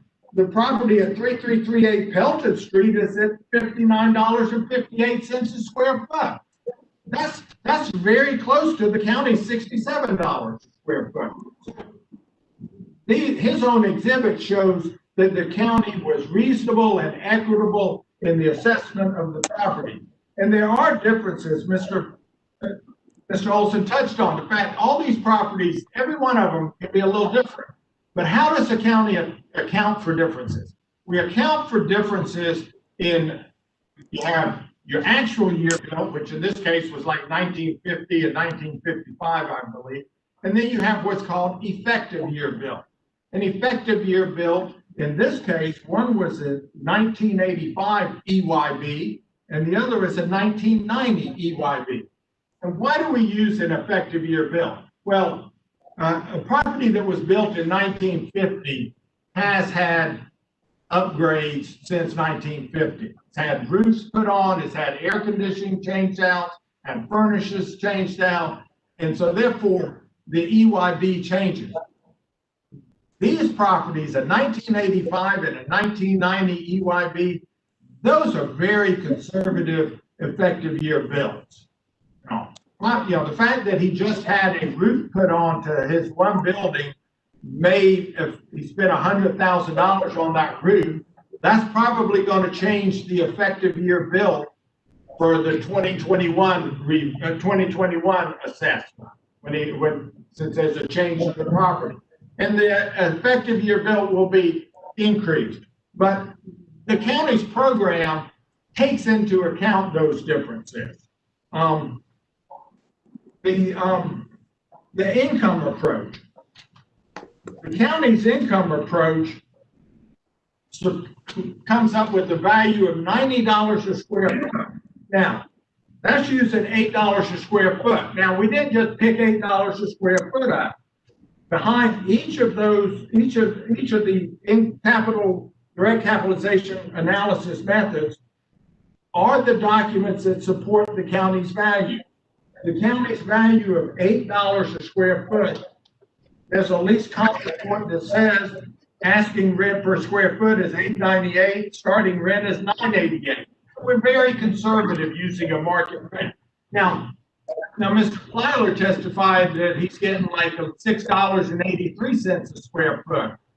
But again, you got to take into account, he also testified he's had those tenants for a long time. And I commend him for keeping tenants in the building and allowing them to grow their business and stabilize their business. But the fact that you have an old lease that's a $6 rate, that's not a market rent as of 1/1/19. And then using the income approach, you look at market rents as of 1/1/19. So the fact that he was getting $6.83 a square foot based on an old lease, that's not a market rent. But even though it isn't an market rent, when we used his actual income, actual expenses, and applied it correctly with the county's 8% cap rate, we had a value of over $67 a square foot. We had a value of $674,000 for his property that we have valued at $650,000. So the income approach supports the county's value. And Mr. Plyler says he wants to be treated fairly. $67 a square foot for his warehouses, his industrial property, walking distance light rail, property that he could get $8 a square foot of market rent now, property that he could sell for well over $67 a square foot. The $67 a square foot is most reasonable. It's not, he has failed to show that the county used an illegal method. Again, there is no appraisal evidence here. There is no appraisal evidence that what the county did, that the county's methods were illegal or arbitrary. Absolutely none. We have taken the time, and I think Mr. Olson did an excellent job explaining the county's process and how the county did its job. And the job that the county did is clearly supported by the sales, it's supported by the income, and Mr. Plyler has been treated fairly. His value is reasonable and is in line with the values of the other properties on his street, in his area, in that sub area of the county. And I ask that the Property Tax Commission affirm the BER values. Thank you. All right, Mr. Plyler, we'll hear from you at this time. Yes, thank you. And I understand the appraisers have a tough job. It's, they got a gazillion properties to appraise, and it's hard to put, like the gentleman before, it's pretty easy to put a value on a residential lot. And commercial lots are by the square foot. I mean, you might have a half-acre residential lot, and the guy next door's got a quarter-acre lot. But same house, same use. What we've got here is, you know, according to the rules presented to me, as the way I understand it, the assessed value is inequitable with similar properties. That's all I'm saying. And I presented 1, 2, 3, 4, 5, 6, 7, 8 properties, including my own.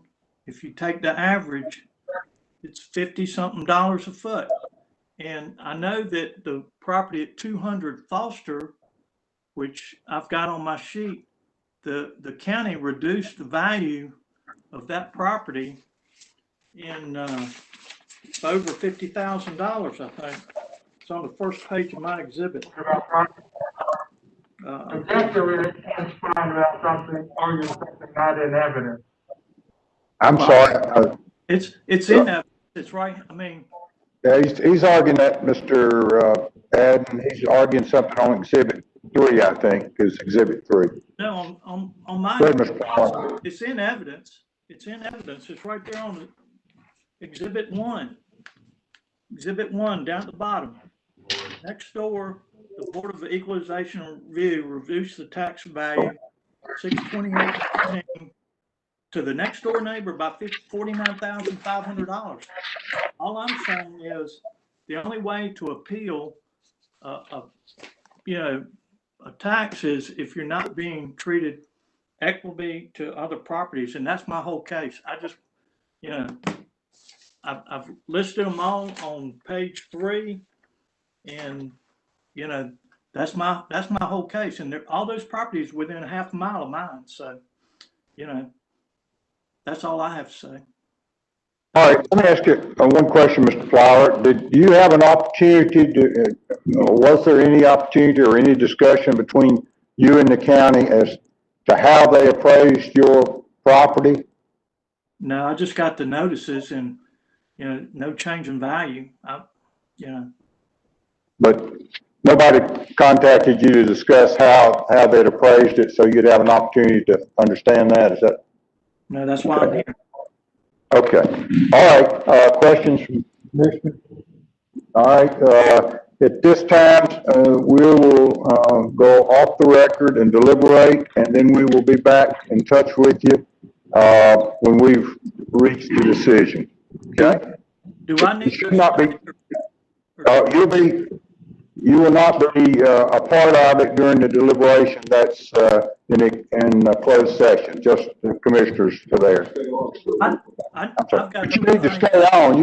You'll stay on. You're just not going to be able to hear or see us.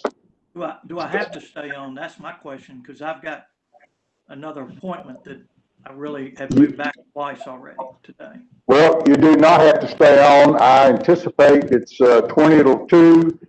We probably by 2 o'clock may have something, but that's up to you. You do not have to stay on. Well, I guess I'll get notice in the mail.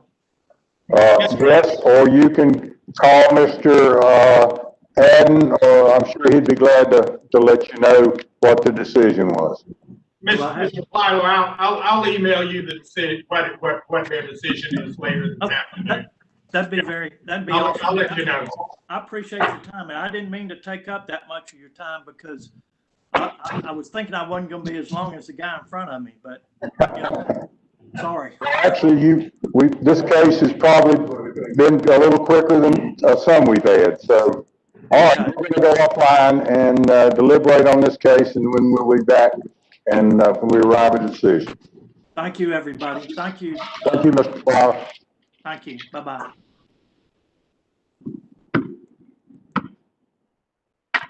I need to go to the restroom real quick. Do I need to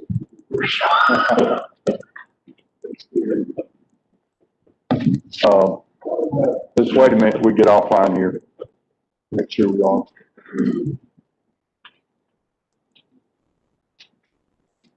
Yeah, let's do a little relay.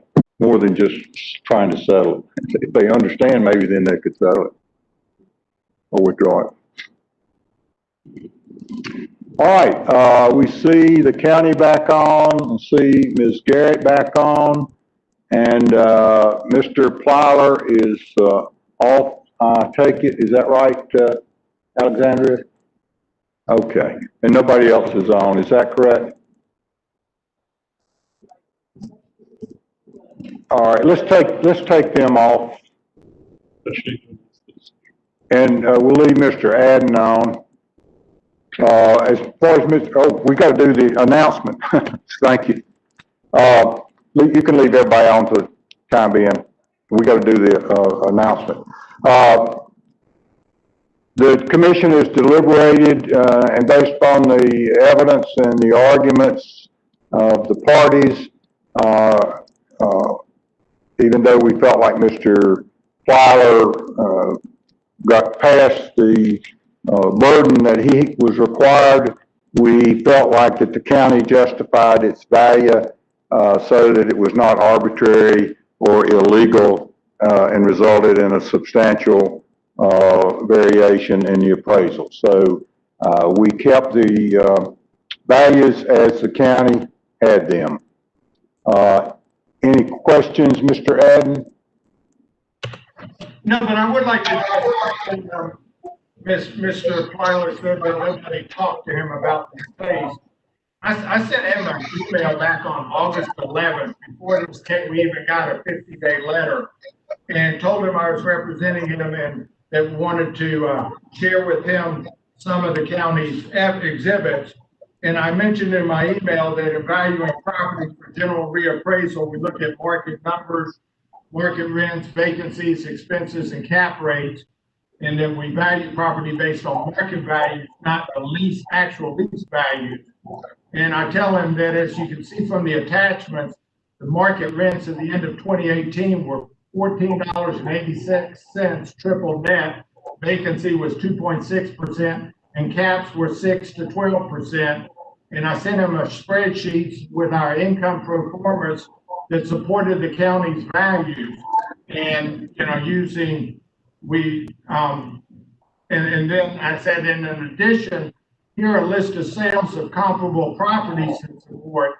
And I said, your properties are assessed at $67 a square foot.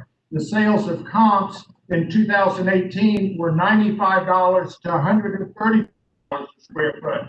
And there was a sale of a nearby building on Griffith Street at $67 a square foot. But that sale was back in May of 14, and values have steadily increased since then.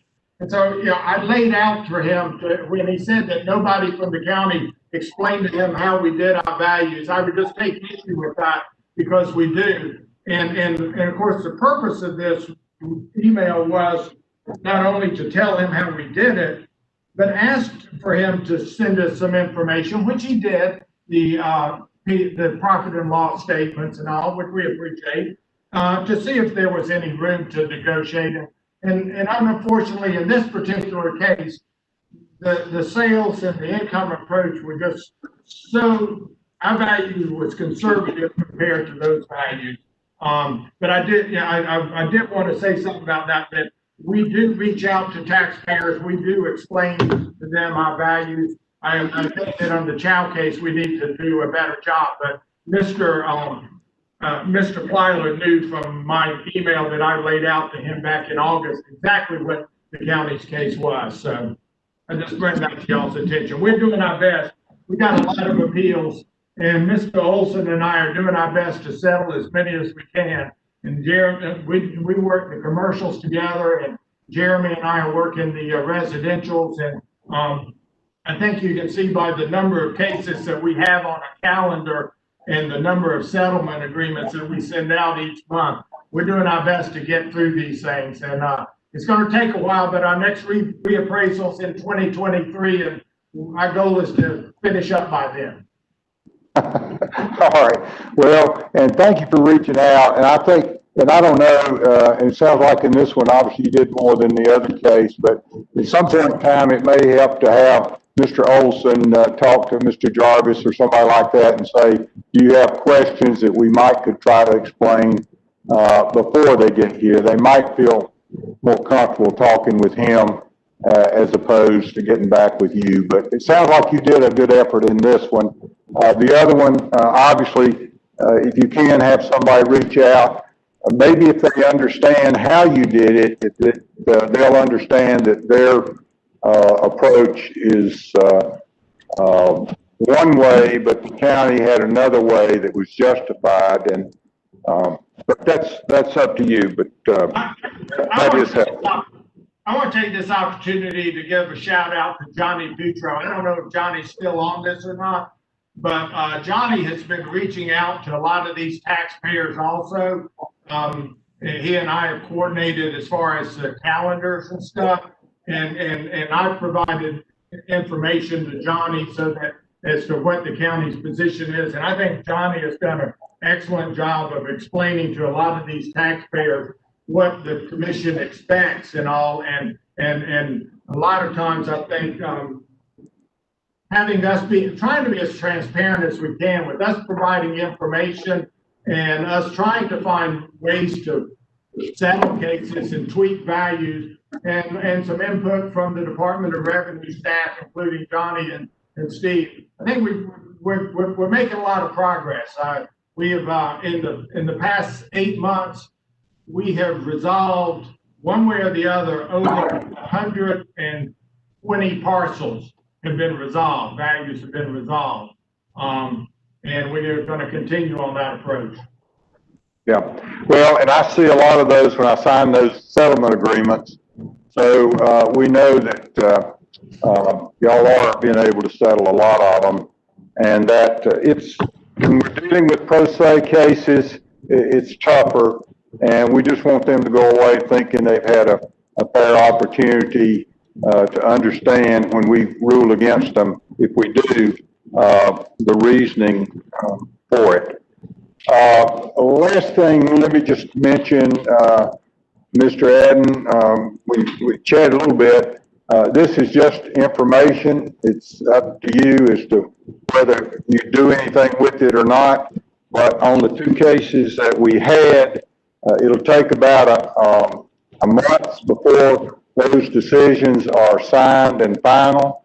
And if you think there's any reason or merit in you reaching out to either one of those parties, that's up to you. We will reach out to Mr. Chow. We're going to reach out to Mr. Chow this week, right away. Yeah. And I'll reach out to Mr. Byler. Well, I was talking about the earlier cases, the ones we had yesterday. Those cases where we are ruling to dismiss them because we didn't have any jurisdiction to hear them. Right. Those cases. That's the one we were talking about. All right. I think that's it for the public session today. Ms. Garrett, we'll see you again tomorrow. I think we've got a couple items, don't we, Steve, that'll require her? Yes, okay. And thank y'all again. Everybody did an excellent job, and we appreciate your cooperation. And so I'm sure we'll be seeing you some more, Mr. Adden. We'll see you in December. Okay. Thank you. Thank you. And, all right, we'll go off the record then.